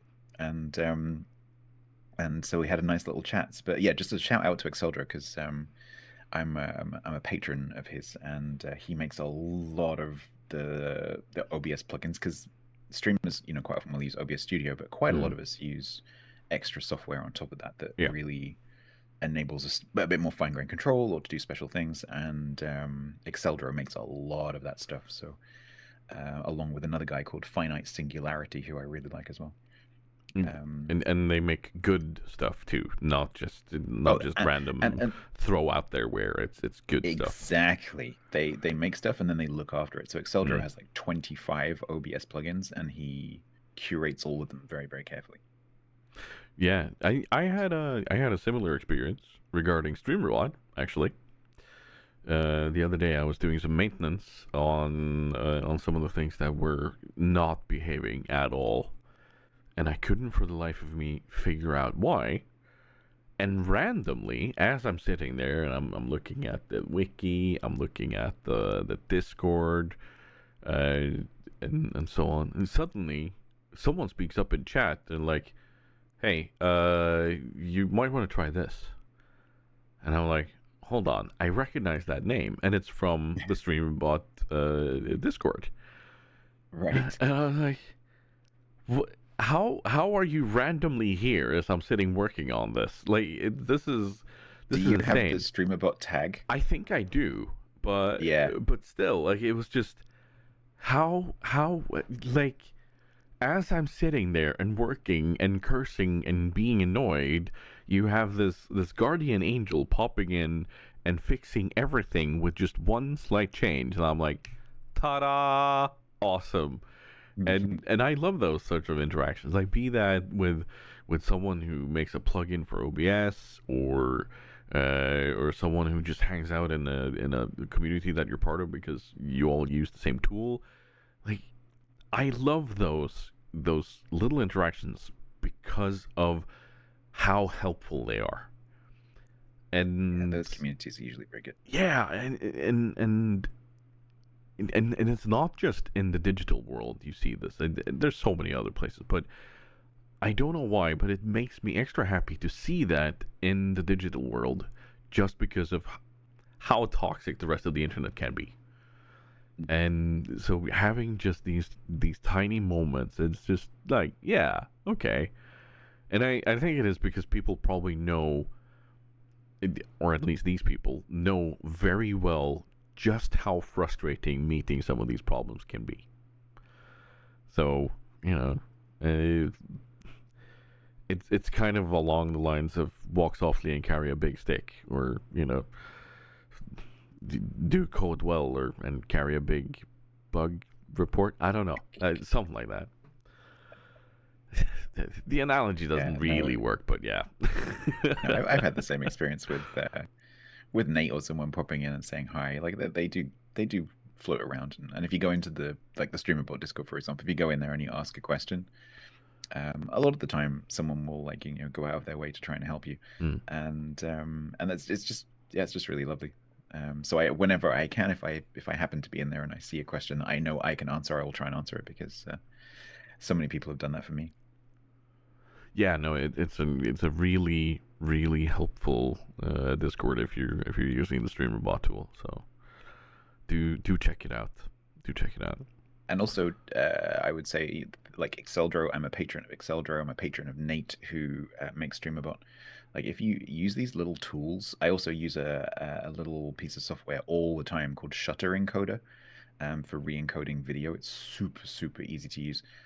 And so, I went and dropped some money on his coffee or whatever. All right. Like, these little creators that make all these little tools, if you use that kind of thing, like, consider supporting them, because for a lot of them, it might not be their job, it might not be their main income, but certainly they'll be supplementing their income, or maybe it's just a hobby and it just makes it worthwhile if they can get a little bit of pocket money for doing it. So if you use those kind of tools, don't take them for granted, because just think, the way that I think about it is, if this tool didn't exist tomorrow, would I struggle? Yeah. And in those circumstances, I'm like, yes, actually, this is really, really super useful. I'm definitely gonna help support this person. And if you seem to be a dev of one of these things, please don't do like a certain team of developers did not that long ago, where in order to use these plugins, you would have to pay a monthly subscription suddenly. Just Possibly think who you're talking about. Please don't do that. Please don't do that. Just if you need to go to that point, then I don't know. But yeah, there are certainly devs out there that very much deserve so much love. The response to that particular example was that a bunch of the devs that don't do that made equivalent examples that they gave out for free. Yep. Which probably didn't have a very good impact on the original, creator. Yeah. No, I think they quickly rolled that back, but I don't think a single person has reinstalled. Speaking of rolling, know your role. Yes. But that fucking. I love the cutoff. I still love the cutoff. Don't fix it. Don't fix okay, it. fine. I was literally going to sit down with the keyboard diagram and make one day, but no, okay. I think we're sticking with it. It's canon now. It's canon. Okay. Which might be a question or an answer to the question asked by Maringana. On the screen in front of all of you, if you're watching and reading along with us, it'll say, how do you get out of a dire situation? The question is a bit longer, though. The question reads as follows. For the Know Your Role segment, no surprise, huh? You are outnumbered. You are in a pinch. The baddies are closing in. You can call upon a dire creature of your choice. Who are you making into a dire something in your dire situation? I love that. I love that question. I love that question. Because the answer to this will tell a lot about the person imagining this situation. Now, there are a couple of things I'm going to assume from this. And it is that we are in some sort of fantasy setting. So not future or sci-fi or anything like that. But we're in a world of Dungeons and Dragons or similar. Pathfinder, whatever. That is something that I'm going to assume. Mm-hmm. And then I'm going to kick the ball over to you. Because Thanks. I have Thanks. I have my answer, and I know very well. So now I'm curious about you. All right. Okay. So I'm assuming the situation is something like we've got a magical item that gives us a wish, or like we're a mage or something, and we can summon something. It's that kind of situation. Yeah. But we can call whoever we like. You can summon a dire creature. That is one dire creature. And for those who don't know what dire means, it means pretty much just a huge, like a enormous version of normal creature. So dire mole could be a thing, But yeah. So So I like you. I jumped to fantasy. It's probably because I've been watching you guys playing the dwarves Yeah. over the weekends. Um, so I'm imagining some kind of like cave treasure hunting kind of situation. Um, but like what I think what I would do is like, okay, what's the situation? I'm assuming there's some creatures trying to kill me and eat me. Mm-hmm. I don't know why, but my brain jumped to kobolds immediately. I have no idea why. But let's say there's like a horde of something, Skaven. I don't know. Ooh. What I would Right. do is I would figure out, okay, I'm going to think, what is the arch enemy of whatever that is, Right. right? So if I've got a horde of dwarves trying to attack me, I would probably call a dire elf, for example, because that's going to go down well, and use the distraction to leg it. So, because the dwarves are going to be like, that's an enormous elf. They're not going to be worried about me anymore because they're going to be wondering why the hell there's an enormous elf suddenly in their, hole. Dire elf. Um, a dire elf. Isn't Yeah, that just a half giant, half elf? something like that. Yeah, I don't know. But yeah, I would just pick like either the arch rival of whatever it is that's trying to kill me, Uh, um, or just something that's going to make them stop and go, "What the hell?" Not necessarily get scared, but just like stop and go, "What the hell is that?" So that I can use that opportunity to like a look over there kind of thing. okay. I have two options. Mm. The first, the fighty option, a dire honey badger. That's pretty dire. Yep. Yeah. A dire honey badger will fuck you up. Seriously. Does it have to be dire? Can you just have a normal honey badger? I mean, probably. That might be overkill. I guess that depends on what's attacking me, but yeah, no, being able to summon a honey badger in and of itself, pretty badass. And then you add dire honey badger to it, that's also pretty cool. Second option. I'm gonna assume that this animal is now gonna be the size of a horse, and that I can ride away on it. So you're assuming that it's friendly to you. Yeah, I control it. Okay. I summon it. I control Okay. it. Dire skunk. Oh, nice. Yeah. Yeah. Yeah, I see what you're Right. Yep. Yeah. And then just jump on the back, pull its tail, hoof it. Yeah, probably pretty effective. Unless Okay. Yeah. you're fighting skeletons. Well, that's when I have the dire honey badger. Right, okay. But you can't can you have both you can't have both? No, I think you can only have one. But yes, I agree. The honey badger would be better for the skeletons because skeletons don't have noses. Yeah. Can I crossbreed that skunk with like a black dragon so that A it honey has skunk? acid qualities to the spray? Oh. Oh, okay. That's not a skunky one, of course. Does it still smell? Yeah, of course it does. Oh, okay. Yeah, it's so gassy and acidy. Ooh, that's nasty. Oh, that's like There's a whole bunch of D&D players right now who've just gone, oh no, I because hope their my DM DM is doesn't listening hear to this. this. Yeah.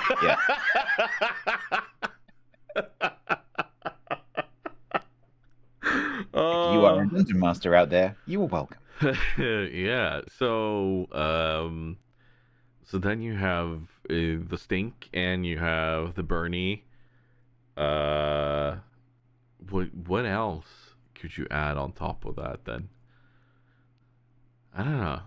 But that's pretty good in and of I think itself. that pretty much Yeah. covers the basis. Yeah. Yeah, it does. Wings, so you can fly away. Yeah. Oh shit. Yeah. That You get the dragon wings along with the skunk spraying ability and the acid. This is now a really, really scary new version of That the is Manticore. Terrifying. Yeah, it is. I'm gonna use this someday. Did I mention that I have a charity game coming up that I'm gonna host for PACA? No. Spot that segue. No, not quite yet. But I did want to mention under Know Your Role, I've been listening to Dungeons and Daddies Season 3, which is now DM'd by one of the players from Season 1 and 2, and the DM from Season 1 and 2 is now a player, and they're using Nice. the Call of Cthulhu system, which is so much fun to listen to with those. And I've started listening to a new one called Pretending to be People,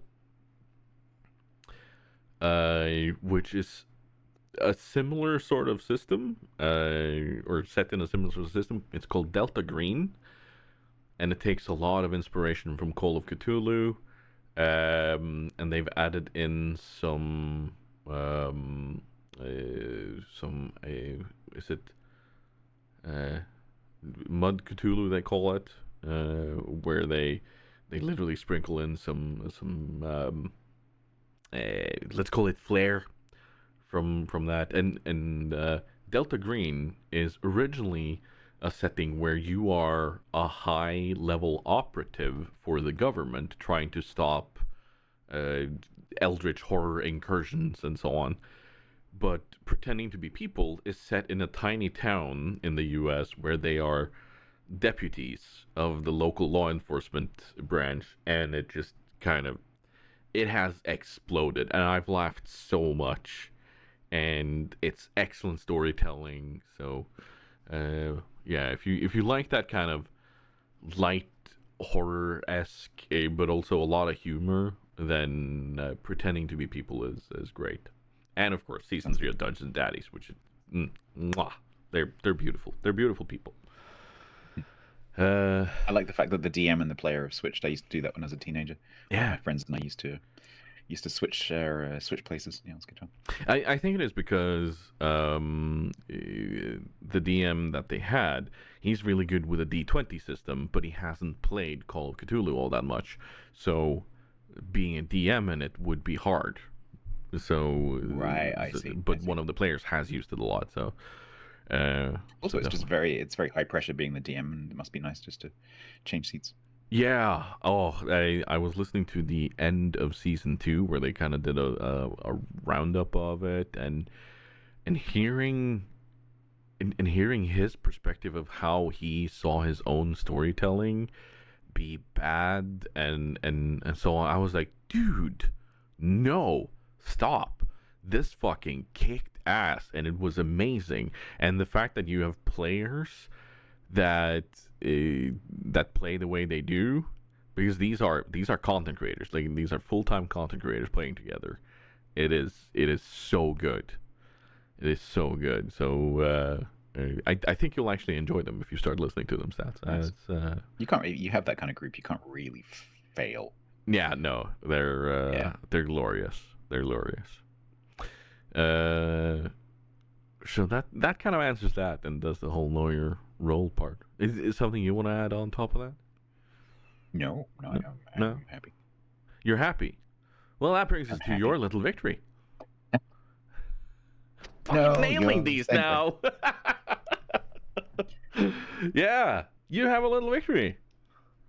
Yeah, so it's actually quite a big victory. So people who have been hanging around my channel for the last few years actually will know that I was struggling a little bit. Still am to a certain extent, but I was struggling a bit with health, and got involved with going to see doctors and surgeons and all that kind of jazz, and that ruled out a whole bunch of really nasty stuff that it could have been. And basically, it came down to lifestyle. Because, funnily enough, if you're a streamer and you sit down for many hours a day, and then when you're not streaming, you continue sitting down for several hours a day, that's not good. And yeah, I've now figured out, because the problem I had is that before I started streaming, I was a lot more active. Like, I had a job where I was walking around a lot, visiting different places, and was very fit as well, into a lot of sport and stuff like that. And just kind of like, just as you get older, you tend to stop doing those things, or I did. And so I went from being very, very fit and active and just taking that for granted to not being very fit and active, but just kind of subconsciously assuming that my body is still going to be fit and active. And of course, that's not how things work. And our bodies aren't designed to sit for hours and hours and hours and hours a day. And so the working with the gastrointestinal surgeon that I went to see was very helpful and very reassuring because he ruled out all the sort of pathological things that it could be, and Good. basically said, nope, this is just functional. And then following on from that, I've just confirmed by just exercising more, eating better, like going back to eating better, because I used to eat really healthily, and then went through a phase of not eating so well for a couple of years. Just going back to being more active and eating well, I feel so much better. So the old phrase, I think Yak reminded me the other day, is motion is lotion. And Yak, don't make it weird. No, it's true though. So your body, This is true. your body has one circulatory system that's driven by your heart, but it has several other systems that are driven by literally movement. Yep. Particularly your lymphatic system, your digestion is driven by body movement in part. And so you need to get up and move. And so if you're feeling a bit crappy and you have a very sedentary lifestyle, just try moving a bit more and you will feel better. And it doesn't take much to just get a tiny bit better and get that kind of wake up. I know that myself with the elliptical and everything. It's Yep. And you know what? And another principle that I read about recently, which I'm using, is this idea of cumulative exercise, because I struggle with doing an exercise session. Right. Because any exercise that I've done in the past has always been in relation to a sport where you go and do something with other people. And so I struggle with solo exercise. And so this idea of cumulative exercise is really helpful for me, because if I'm waiting for, if I'm making a cup of tea, for example, so you've got the time it takes the kettle to boil, and then you pour the water on the tea bag, and then you've got a few minutes to let the tea steep. And so during that time, in the next room, I've got some weights and stuff. And so during those few minutes, 5-10 minutes, I'll lift some weights and do some press ups and jump up and down and whatever. During the breaks on the stream, viewers will notice that whenever I get back after a break, I'm always out of breath. That's because I've been jumping up and down and running up and down the stairs. And that adds up. If you do 10 minutes a few times a day, that adds up eventually to 40-50 minutes. It does. And your body will notice that. Definitely. There's another streamer that has been on one of these lifestyle changes, Burke Black. Yes, God, he looks so different. It's such a big difference. I saw a tweet from him yesterday. I was like, holy shit. Yeah. Good on you, Burke. My God. He has put in the work. I was listening to him talking about his weight loss a few days ago. And so I went back and found a clip from when he started. Yeah. So I just went through his clips, just found one that was a year old randomly and played it. And then I was watching that alongside his live broadcast. Holy moly, the shape of his face is just completely different. Yep. Completely different. And he looks so much better. And he said it very straightforward in that tweet himself. Because he did a little video of it. And he said he wanted the lifestyle change, but for a long time he wasn't willing to do the work. And then suddenly he was like, okay, you know what? I have to do the work. I have to put this in. This is not just going to be served up to me. And so he's taken a lot of steps to get to that point. And he has worked hard for it. And it is such a big difference. And it's inspirational too. I'm a heavier guy myself too. And I need to do, I'm borderline diabetic. I know I'm way too heavy because I can't walk for very long without my knees and ankles and joints hurting. It didn't used to be like that, and it's annoying. I don't want to be like this. I want to be a skinny guy. I'm not a tiny frame, but I want to be a skinny guy. So yeah, I need to do that same. And I was like, okay, hearing him talk about these steps that he's taken, this very direct approach, it's been like, yeah, I can do this too. So there's two things that I heard recently which are really, really helpful. One is that exercise and keeping healthy or getting back to being healthy is sort of like a a motion pension. So you're basically ensuring that in later life you have autonomy for as long as possible. Mm. So you can think of it like a pension, like you're saving up for the future. And the other one was around motivation, like never ever build some kind of lifestyle change or exercise regime around motivation, because there will be days when you get up and you don't want to do it. And in those days, you won't do it, and then you'll stop doing it. Yeah. You have to build habit, not do it on motivation. So it's like you just need to just do it. It's like the what's his face? Do it, that guy. Yeah, Shia LaBeouf. Just Shia LaBeouf. Just you've got it every day. You just got to be a habit. Certain time, certain day, you just do the thing. It doesn't matter what you feel like. And I will tag on to this for anybody who's neurodivergent, especially ADHD. I know we are going to struggle probably about 10, 15, 30% more with this because of our inability to have a habit and hold a habit, and the fact that any habit we have can be broken at a moment's notice just because we suddenly go, ugh.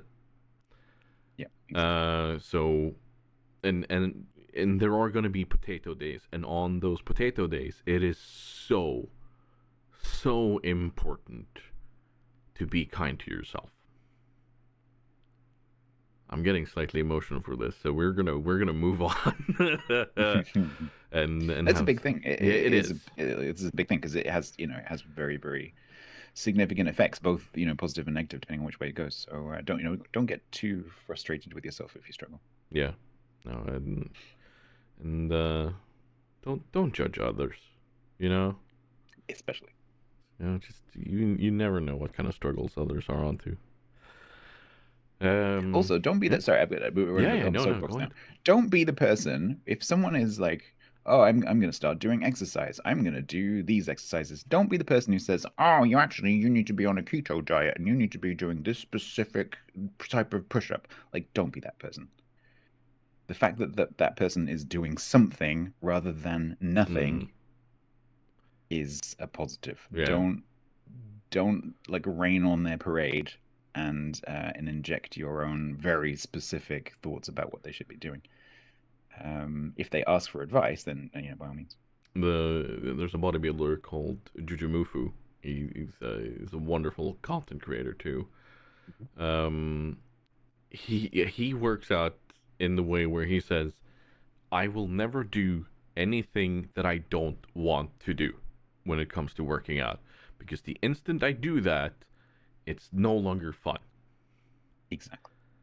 So stick with what you think is fun, what works for your body, how you enjoy it. That it's so important, and it makes things it makes things want to do as opposed to need to do, and that's a big thing for a lot of us.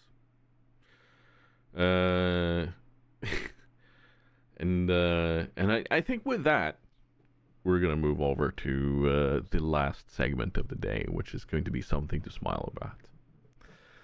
And you know what? I think I'm going to kick this off because I want to. It's not very big. It's just this thing that made me giggle, and to give a bit of context, there's been a lot of stuff in my life recently over the last 3 or 4 weeks that has just kind of piled up, and I will be fine, but it's just a lot going on. So there's been a lot of emotion. And I was trying to figure out something regarding the trip me and Mari are making after she's been here. We're going down to Gamescom. And since she ordered the tickets and sent them over to me, when I open that, even if it is through SAS.no, they translate that to German because she's bought them in German and so on. And I was like, okay, I can read this, but brain is not in the right space, so hit auto translate. That way I can just read through it. And I got down to the part where they mentioned the names of the passengers, and I was like, hold on. Why is my name Goal? Goal. Goal, yes. Goal. And then I fell over laughing. My real life name is Tor, Tor, which in German means a goal or a gateway or something similar. So Google Chrome have then seen this field that has mine and Mari's name in them, and they translated my first name because they saw, oh, this is a German word, back to English. So then suddenly there was my name, and I sat there giggling for a good 10 minutes before I was able to do anything and send Mari a message. And I do believe her response was, oh boy. And it's just like, thanks, Google Chrome. Not needed, but okay. And you'd think, when there's a field that says, these are the names of the passengers, it would just, exactly. Don't translate. Don't touch it. It's like, it's just one of those little things. It's just, don't touchy. Go away. Shoo. Oh, so yeah, that gave me a good giggle. But you... Reminds me when I used to teach, and you'd get students, particularly Chinese students, using a dictionary, and they would transliterate Chinese into English if they didn't know what they were doing. Right. And those two, the English and Chinese, are very, very different. So you get these hilarious sentences coming out. I can't remember any examples, but that used to make me chuckle quite regularly. Well, I mean, one of the very good examples of Chinese being an interesting language to translate is the fact that if you have the sound go downwards versus upwards, those are two very different things. So, 谢谢 is thank you. 谢谢 would be blood, I think. Right. Yep. So, yeah. Tones. Yep. And that's always a problem. Because how do you translate the tone to writing? I don't think we do. It's really it's if you don't speak a tonal language, that concept, that whole concept is really, really, really difficult. Yeah. And people who come from a tonal language don't understand that you can't understand it. Because to them it's just what language is. Yeah, it's life. But the way that I explain this is that you need to stop me talking. So the way I explain this to people who don't get it, like what is a tonal language, but we do have tones in European languages that aren't on the surface tonal. It's just that they change the emphasis in a sentence. Most European languages do this, I think. So, for example, there were 3 cookies in the jar. There were 3 cookies in the jar. There were 3 cookies in the jar. There were 3 cookies in the jar. All of those sentences have different meanings. And that is the essence of what tone is. It's the way you say the word completely changes the meaning. Although in that case, it changes the meaning of the sentence, not the meaning of the word. But the idea is the same. Yeah, very much so. Yeah. And this is some of the things that we learn as we grow up. This is your cue. Is that a segue? Yeah, there you go. Okay. Hey. Got that segue. Grown-up birthday gifts I've written. Yes. Yes. Yes. We talked a bit about how some of us only get socks when we grow up, but you've recently had a birthday and you got some grown-up birthday gifts that just kind of made you go, yay. I did. I have like I said earlier, I have like a Throne stream gift list, and some of my viewers were very, very kind on my birthday and gifted me some of the things that were on the list, including a couple of things that were sort of community, like crowdsourcing kind of things where everyone just chips in a little bit. And one of those things was a ladder. So I have like one of those A-frame like folding ladders, like a step ladder. But it's not very tall, and particularly as I've gotten older, and I'm a bit more nervous about going up a ladder. Yeah. And because I'm heavier, I'm not as fit, and falling is going to hurt more. And so particularly like getting up into the loft space in my house, but also there's a little chore that I've wanted to do for actually a few years now, which is climbing up to the upstairs windows on the front of the house, which is a north-facing wall, which doesn't get any sunshine really, apart from the like midsummer. And the windows, like these white plastic window frames, are all covered in like lichen and moss, and so they're all green and horrible. And so with this ladder that two of my viewers were kind enough to gift to me, it's like it's a really cool ladder. It's a telescopic ladder. So I got the idea because I had a contractor had to visit the house to do something, and they had one of these ladders. Like, oh, I need to go up in the loft. I'll just go and grab my ladder from the van. And I was expecting them to come back with like a ladder. No, they came back with this little collapsed thing, and it kind of telescopes out into a full like 3-meter ladder. It's amazing. Yeah, it's great, and you can carry it under one arm and just like stick it on the passenger seat of your car. It's fantastic. And so for the first time, I've been able to get up to those front windows that I can't reach on the stepladder and clean them. And so now when I go out the front of the house, I look up and it's beautifully clean and there's no grime anywhere, because I was able to take all this lichen off the windows and off the like guttering and stuff like that. And so for the first time in a long time, the front of the house looks kind of like it's not dilapidated and falling down.